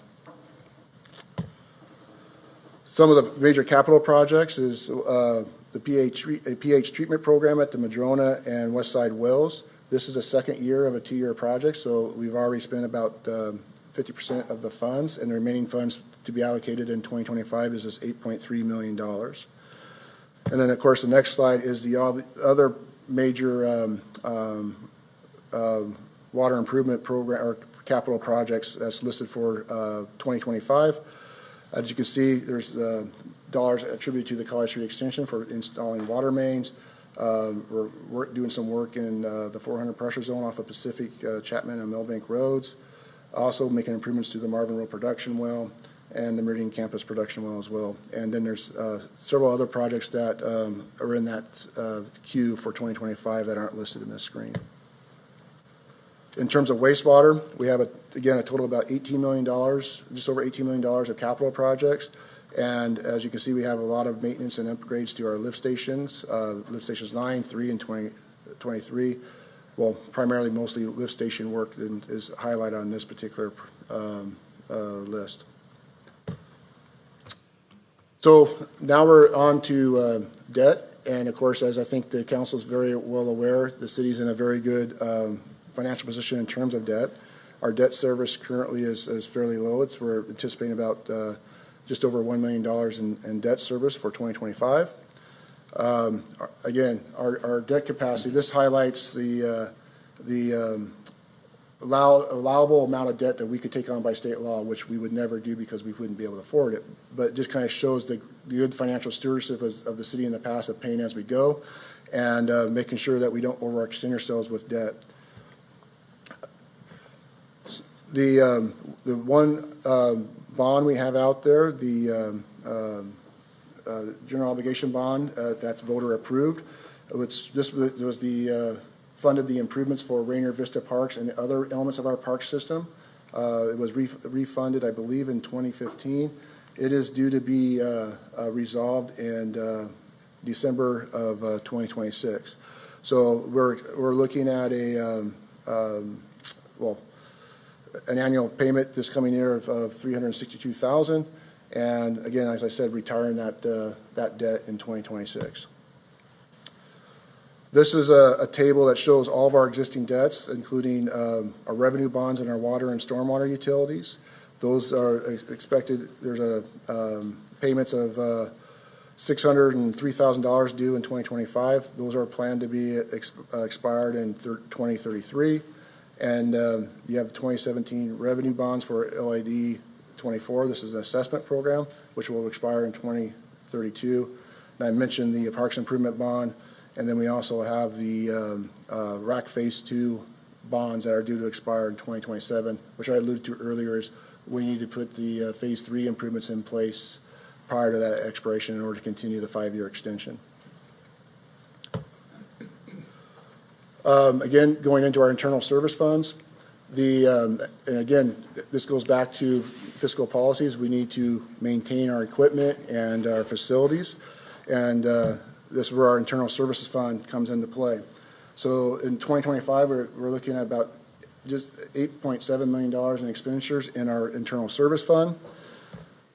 That internal service fund looks at the equipment rental for our city fleet, which includes just over 200 vehicles, as well as all those devices, the laptops and printers and cell phones, et cetera, which we have over 750 devices. So not only do we need to fund financial replacement of those, we also need to fund our IS department to have people that do troubleshooting and replacement and repairs and all those type of things. So it's one of those things we take pride in trying to do as much as we can to fund and make sure our equipment's in good operating order.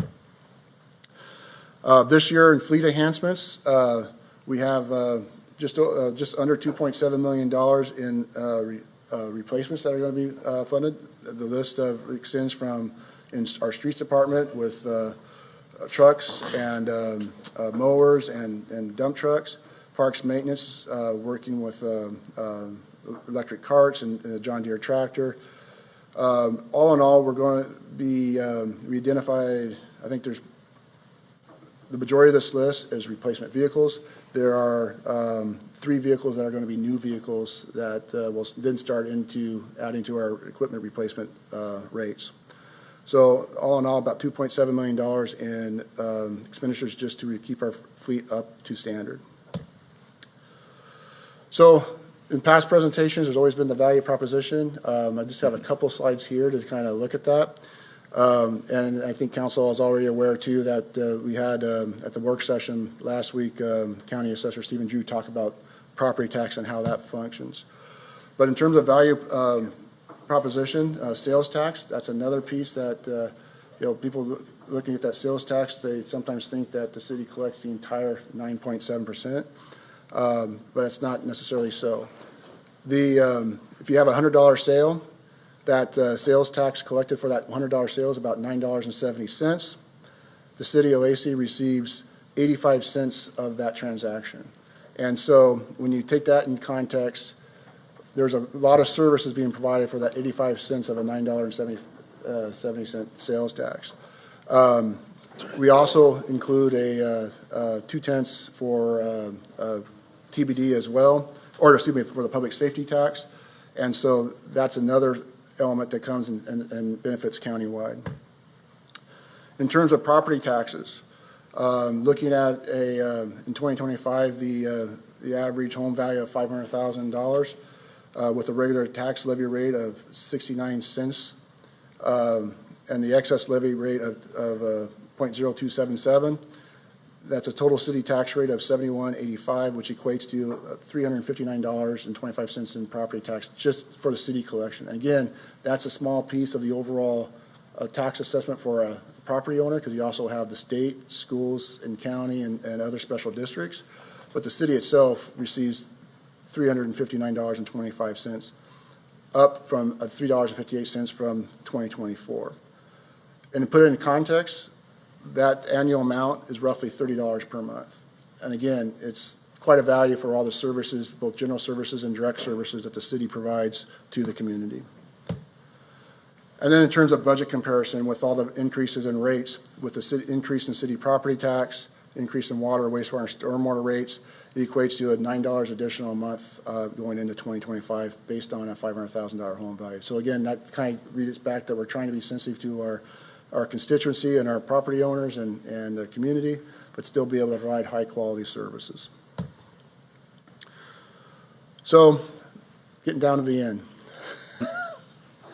And really wanted to end this with a little bit of a budget summary. One of the things I know in past budgets, so have heard the question, it's always difficult to find what we're truly funding for certain priorities. And so I wanted to kind of highlight some of those investments that the 2025 budget is making, aligned with council priorities. So in the world of public safety, we're looking at, in 2025, investing $36.8 million in public safety. That includes operation, court services, jails, new police station. So we're really creating a commitment for that aspect.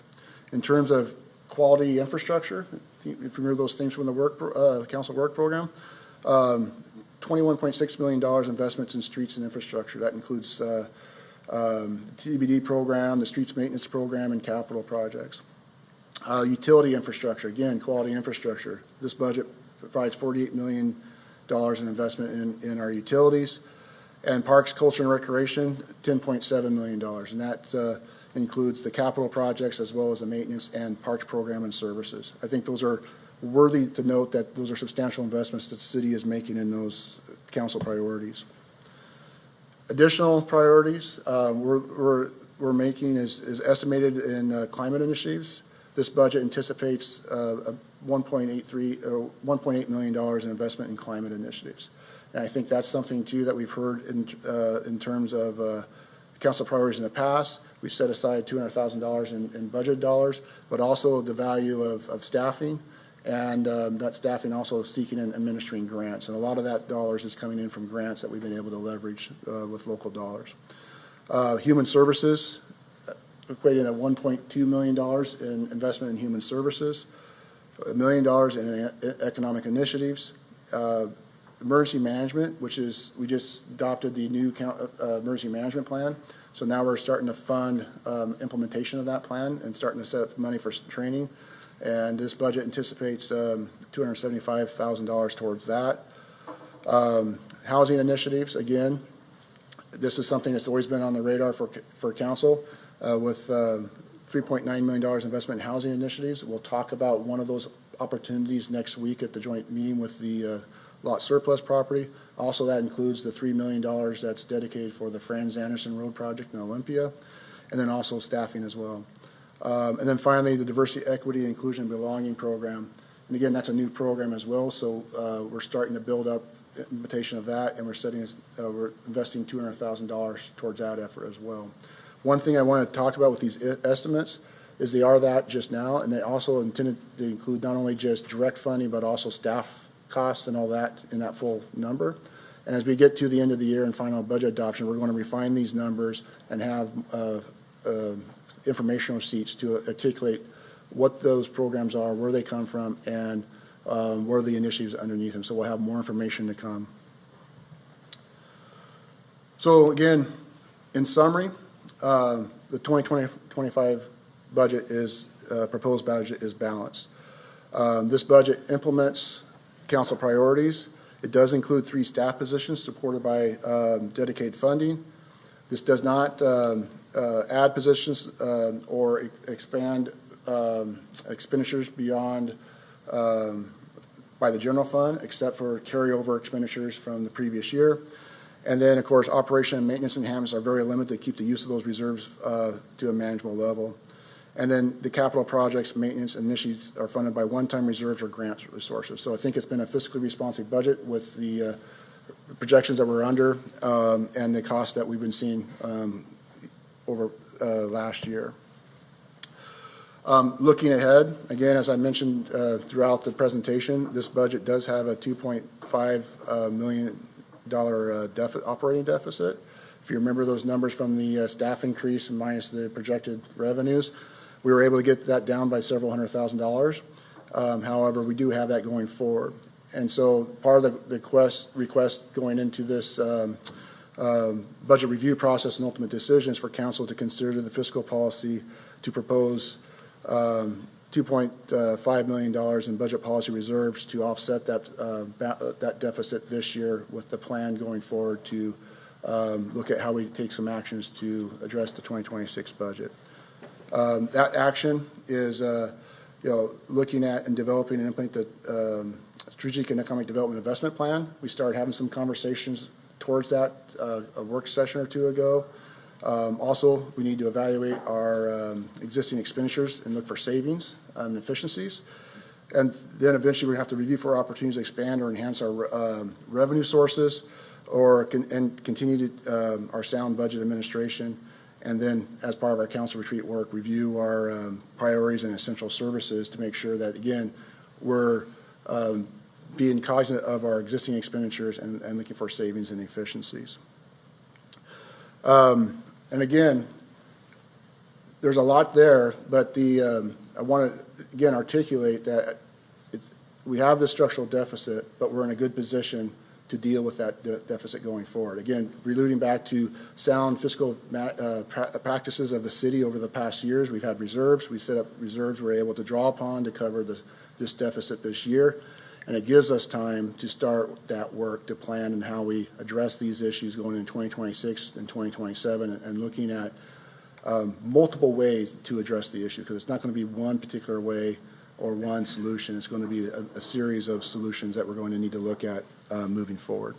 So I look at the future with optimism. So for the rest of the review of the budget, you have the public participation portion of the budgetary process.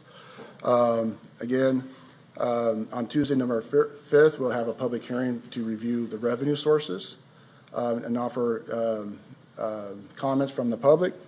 On November 19th will be the first of 2 budget hearings, the second being on December 3rd. And setting up the potential action by council to adopt a balanced budget for 2025 on December 17th of this year. So, and of course, the budget is available online. There is a website and QR code. I'll hold it up there. And I again thank the council and the director team for patience in my budget presentation tonight. And also really want to thank the director team and their staff and their departments on being diligent in how they were looking at the requests and documenting those requests to make sure that they were, again, critical needs, but understanding the situation of the city and working through that as a team.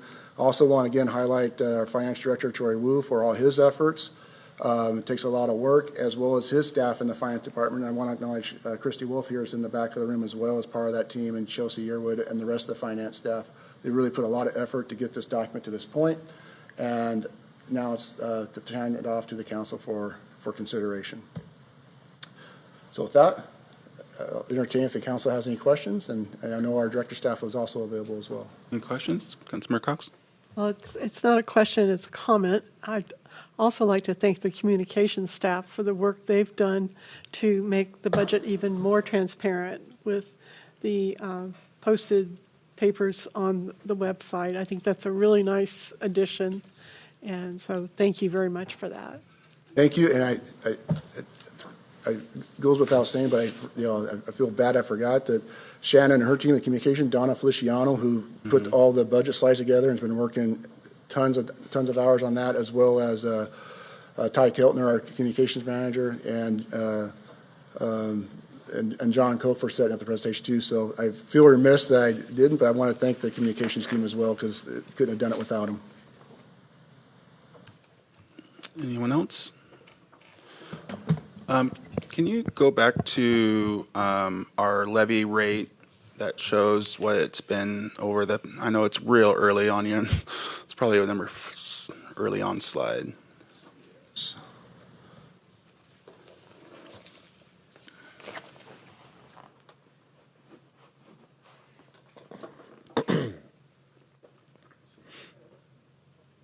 Yeah, there we go.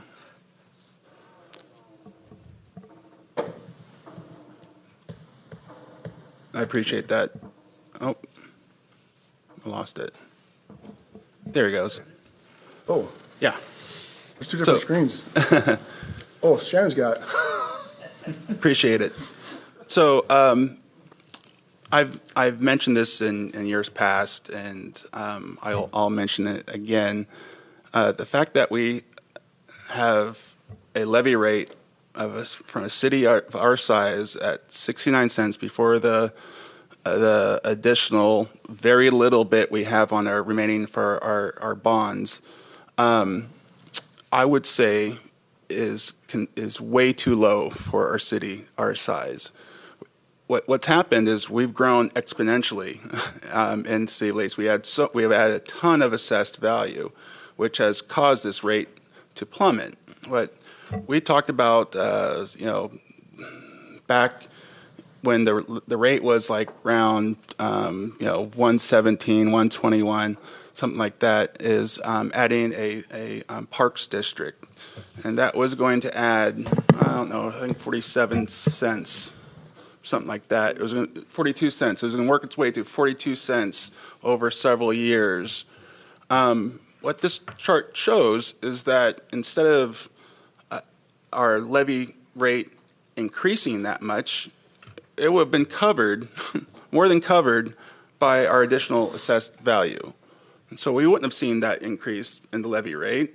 It would have stayed flat and dropped. I think, according to my math, it would still have dropped compared to it if that would have passed.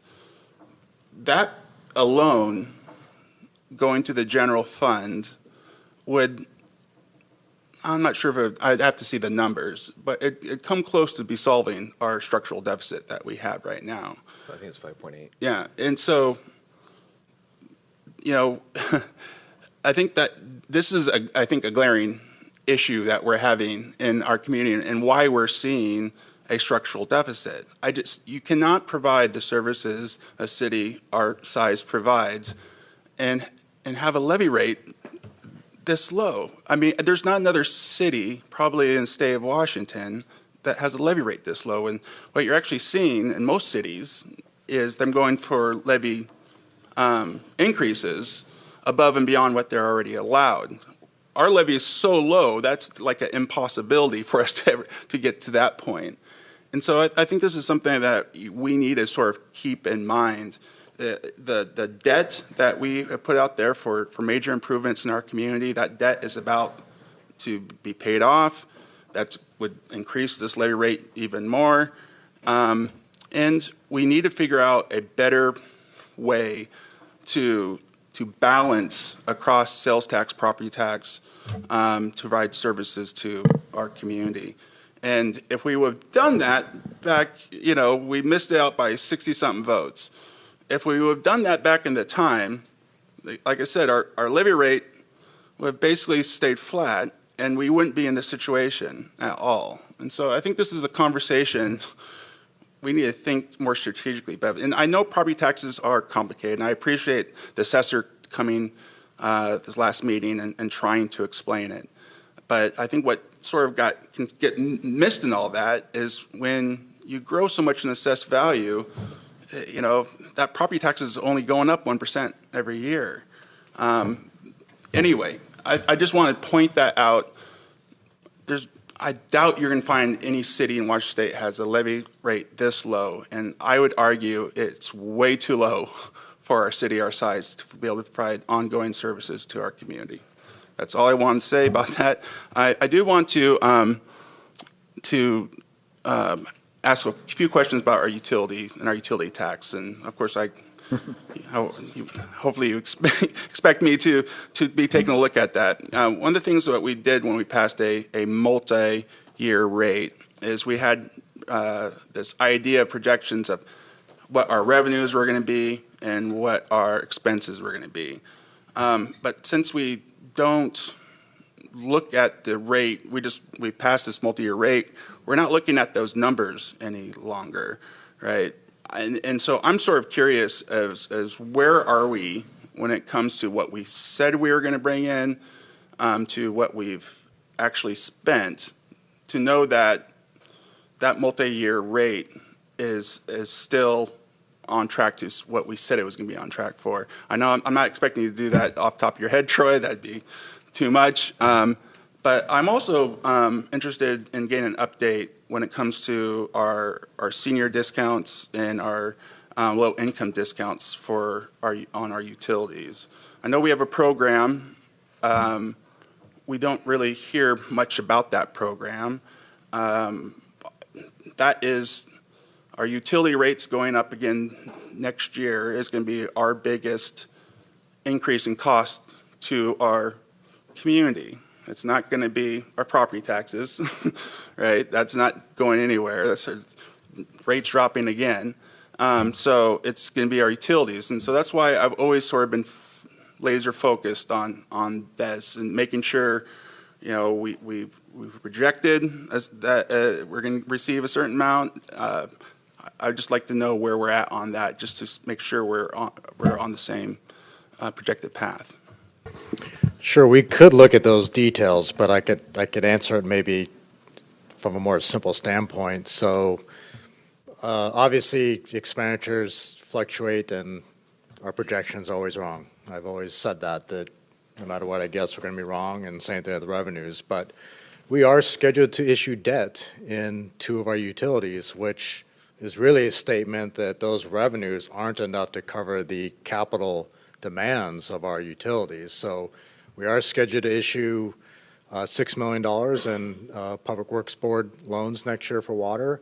At some point, we will be issuing debt in our sewer department. So again, it's not a detailed answer that you were looking for, but just the overall financial condition shows we will need to borrow money to pay for those capital needs. And I understand that, and that was always a part of this rate. We knew that we were going to need to issue debt, and so the rate needed to go up certain percentage points so we can continue to pay that debt off, right? I just want to make sure we're still on that same path. We can put together, and also too, there's the inflationary factor of cost too. That Absolutely. Comes in, so we got to recognize that as well. That even though the projects may slow down, that time adds money too. Yeah, I fully expect that we're on this path that we expected to be, but this is the one thing that we can control. It is, by our body that we raise, the utility tax. And I just want to make sure that we can stand by our word and that we are where we said we were going to be. Okay? Does anyone else have any other questions? Thank you, Council. So next we're on to boards, commission, and committee reports. I'm up first, but the Mayor's Forum met last Friday out at Yelm. I don't really have too much to report for that. We did have quite a conversation between the mayors over Olympia's proposed possible increase in minimum wage. We sort of discussed that, see where they're at in that process, and the mayor of Olympia has basically said that process is going to be on hold for a while, and so that is really what we spent the majority of our time sort of going over at the mayor's forum, and that's my report. I'll turn it over to the deputy mayor.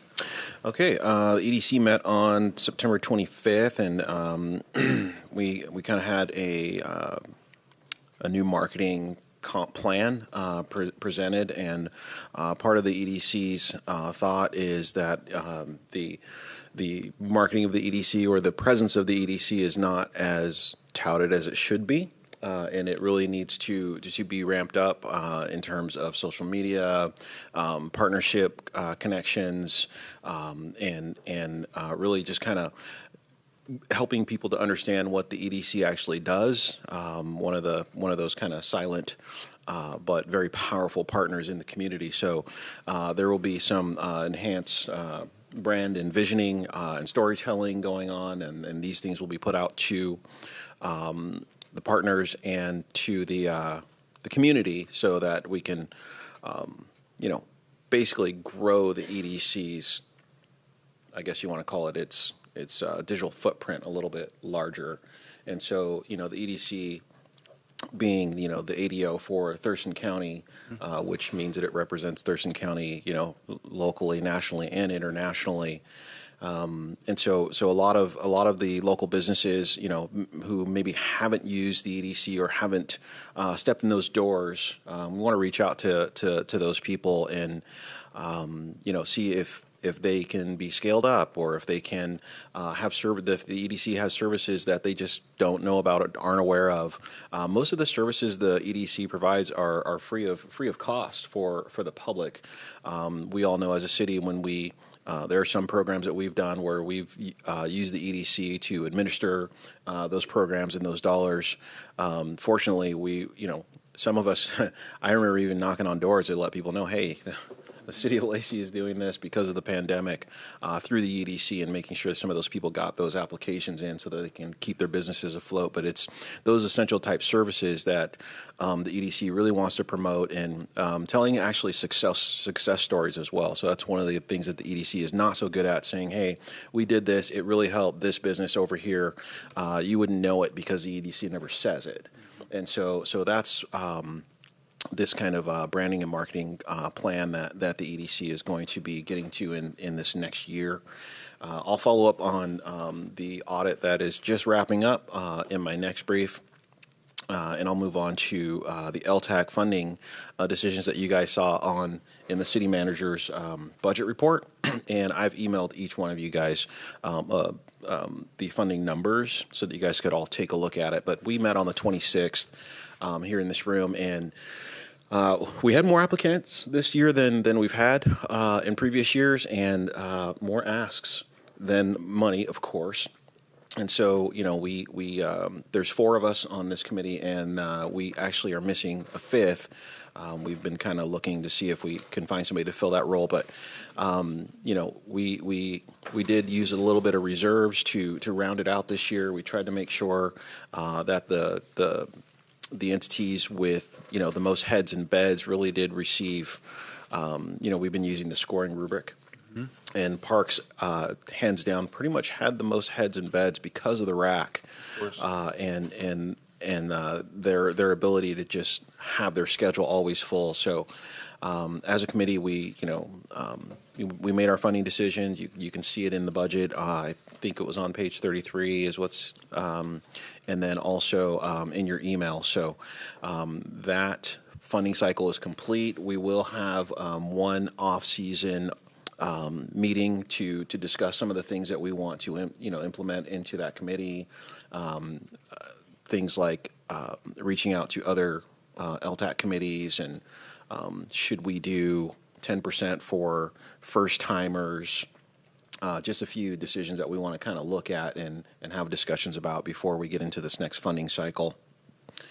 And then JASCOM met last night, and JASCOM is also doing some community outreach branding type programs. So one of them is bottle tags, and there's some stickers going on coffee cups at certain shops, some coasters, these types of things to get more awareness for JASCOM and what it does. And so hopefully this will bring more attention to JASCOM, create more licenses, adoptions, more of the activities, especially the activities that reduce the assessments on the jurisdictions. So some of the businesses that have agreed to doing bookmarks and coasters and bottle tags and stickers are Danger Room Comics, O'Malley's and West Side Lanes, Olympia Lanes, Wicked Pies, the Coffee Bar, there's Rick and Rose, there's a lounge, there's Timberland Libraries. Several businesses have said, you know what, if JASCOM is wanting to promote their services, we would be happy to help. And so that has, I think it's already getting off to a start. We did have a budget presentation. We went over some of the successes of 2024. Those successes include the space needs assessment, which is ongoing.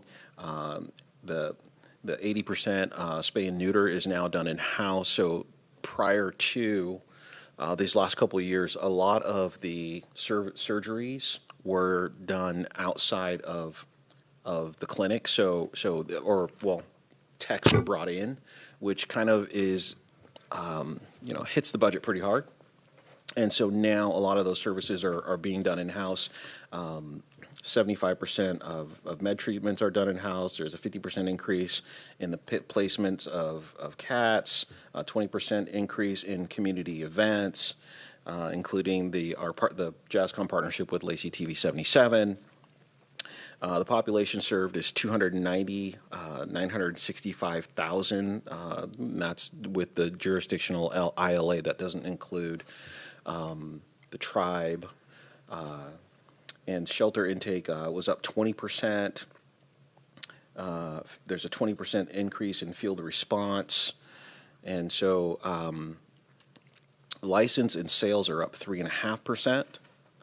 And so one of the best things about that is that kind of offsets the jurisdictional portion. So I don't know if you guys remember last year we got a rebate from JASCOM, so you know, budgetarily sometimes some reserves are used that also decreases our assessments. And so our true assessment is actually, I think it's about $35,000 higher than what we are assessed. So last night when we were talking about it, you know, it was kind of one of those like, hey, we really should be sharing with the jurisdictions like what the true assessment is so they can understand what the discount is that they're receiving based on, you know, some operational reserves being used. So upcoming priorities are going to be continuing the space needs assessment. There's going to be a governance structure study to potentially increase, you know, efficiencies within JASCOM. The executive director has already made a couple changes that have increased efficiencies, which includes bringing on a new vet tech, which is going to reduce some of the cost of hiring out or 1099ing those services. Let's see. JASCOM is now fully staffed, which is incredible. There's a new program for bringing on volunteers. So volunteer hours at JASCOM account for somewhere a little over $200,000 worth of FTE dollars. So it's really 4 full-time employees, 3 full-time employees, and the rest is volunteers. And so the new program to bring in volunteers is designed for them to get them in the door at the time that a volunteer is needed. So if it's a volunteer slot that is 1:30, then their volunteer orientation will be 1:30. So we want to try to kind of get the people in there that can make it for that time. So jurisdictional assessments are about 59% of JASCOM's budget. 52% is shelter operation costs, 24% field services. Final assessments for Lacey is $437, but the true cost is $517, and that's true for all 4 of the jurisdictions in this ILA. So the true costs are currently being offset. So in the future, we may see the actual cost come across for consideration, and there is going to be a budget hearing in November, on November 18th. So we'll take a look at the budget and see if we can get that approved. And that is my report. Thank you, Deputy Mayor. Councilmember Greenstein. 2 quick reports tonight. EMS Medic 1 met on September 26th. Because of the new bylaws that we approved a couple of months ago now, we're introducing some new board members. So one of the new board members that was introduced at this meeting was Doug Upton from Providence. So it'll be a great addition, I think, to the board.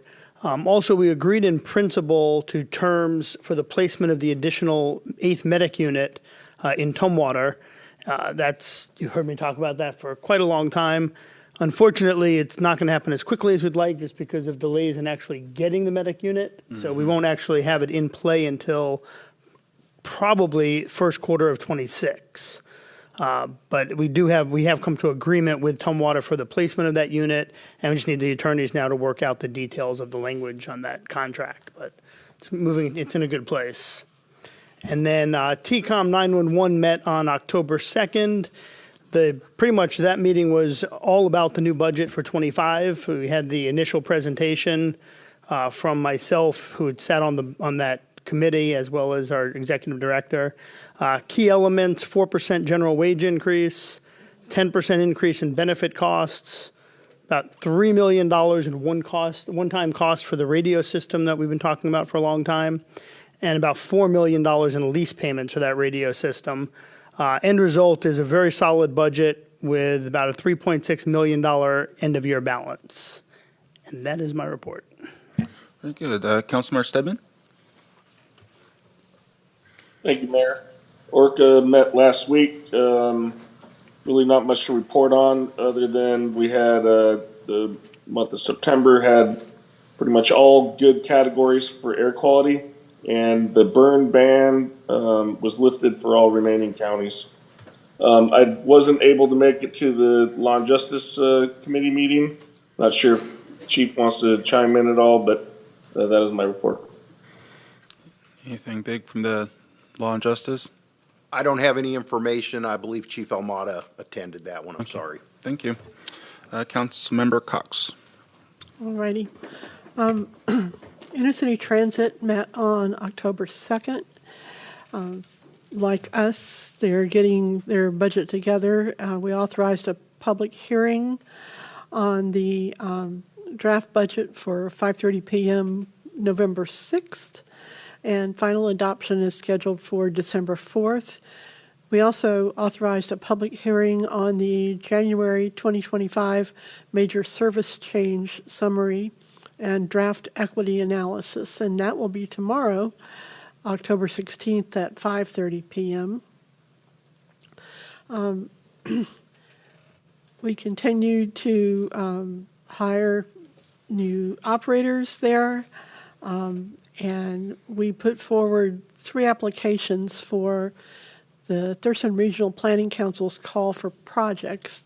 They've gone through an initial review by the Transportation Policy Board, which the mayor chairs, and will receive further review by a subcommittee and the Thurston Regional Planning Council itself before a final decision in December. The projects that were put forward were the walk and roll operations, the smart corridors phase 4, and battery electric dial lifts and chargers. So that is intercity transit. LOT, the Lacey, Olympia, Tumwater, Thurston County Clean Water Alliance met on October 9th. We started the evening with a plant tour of a recently upgraded part of the biosolids process, and we even had examples of various sludge thickness, including a demonstration with a bottle of 7-Up about how they use bubbles to help make it even thicker. It was quite entertaining. It's also budget season at LOT. We amended the budget to accommodate an increase in property and liability insurance. We approved new rates for the member partners, along with the 2025-2026 budget and capital improvements plan. We also authorized an interlocal agreement and subsidiary agreement for long-term maintenance of a restored Deschutes estuary. And in Lacey's special interest, we declared the, was it 7 acres on Mullen Road surplus. So that now can go 5 acres on Mullen Road near College Street. And so Lacey has expressed an interest in acquiring this and for low-income housing, which will be a good thing, so that can move forward now. And we also received construction procurement updates about upcoming projects. So there's that. If you like, I can give you a quick overview of the Regional Planning Council meeting that, sure, since Councilmember Vasquez is not here. We had a presentation on the traffic congestion management process. 5 objectives for that were identified. The first is to increase walking, bicycling, and transit use. The second is to reduce congestion and improve travel times. The third is to reduce fatal and serious injury crashes. The fourth is to maintain existing transportation assets. And the fifth is to improve access to jobs and community destinations.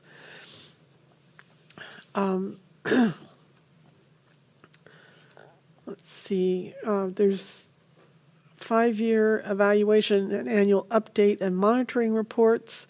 The council directed staff to add to the list of projects going forward, State Road 507 and Rainier Road 099. Both were cited because of increased demand related to lack of affordable housing in the North County, and that's scheduled for adoption in November. We heard call for projects, and then there's a technology fee assessment that the Regional Planning Council is proposing. They are coming up short budget-wise, and they've identified technology, staff replacement, et cetera, as the biggest drain on the budget. So they are proposing to assess for, I think, at least for 5 years, a fee that will help them get the budget so that it's level. I unfortunately don't have Lacey's number because this report, Rick has Lacey's number. I don't have the number off the top of my head, but we were notified of that potential, so we have anticipated that in the budget. In the budget, okay. I know it's not a huge number for LOT and intercity transit. It's like they currently pay $42,514, and it's a $6,600 increase up to $49,000. So it's not huge. Also looked at legislative priorities, and there is a high-capacity visioning event that's coming up soon. I don't have the date in my notes, but it's open to the public. And let's see, what am I missing here? Interstate Transit Lot. Oh,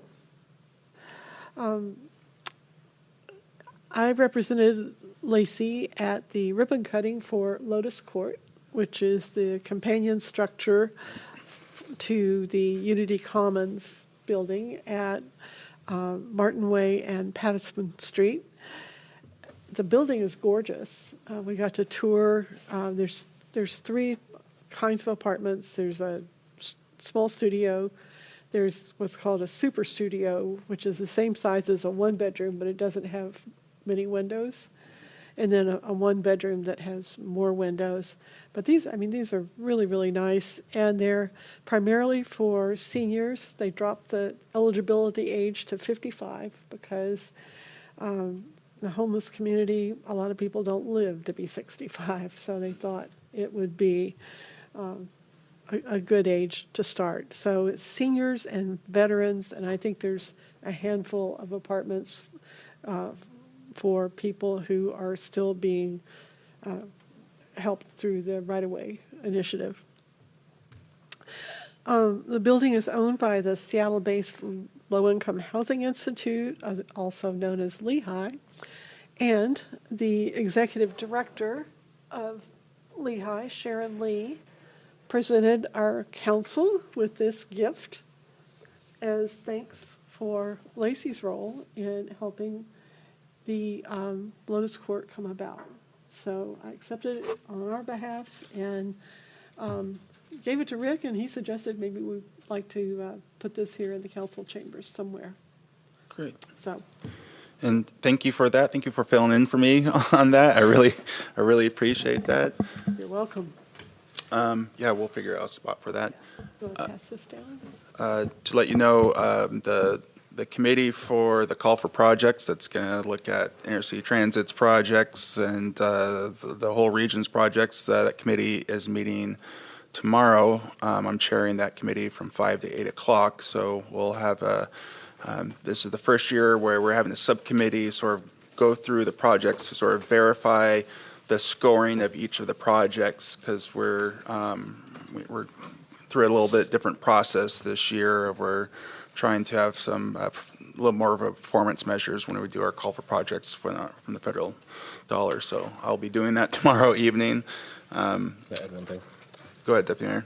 Okay, so I forgot to add that last week I went out to Ecos, which is in North Lacey. Thank you for filling in for me. Yeah.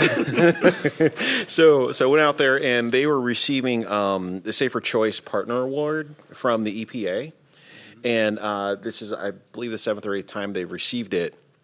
And so Safer Choice is just like, hey, when it comes to cleaning supplies, you don't really have to list what you put in your cleaning supplies, but they list everything, and every one of these ingredients that they put in their cleaning supplies has to be vetted through this Safer Choice process, and then you can be qualified for the Safer Choice Award.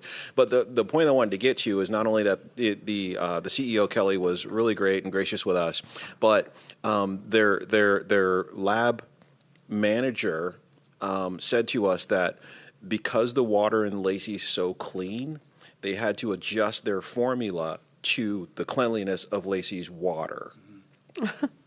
Wow. So that part. Yeah, that's really cool.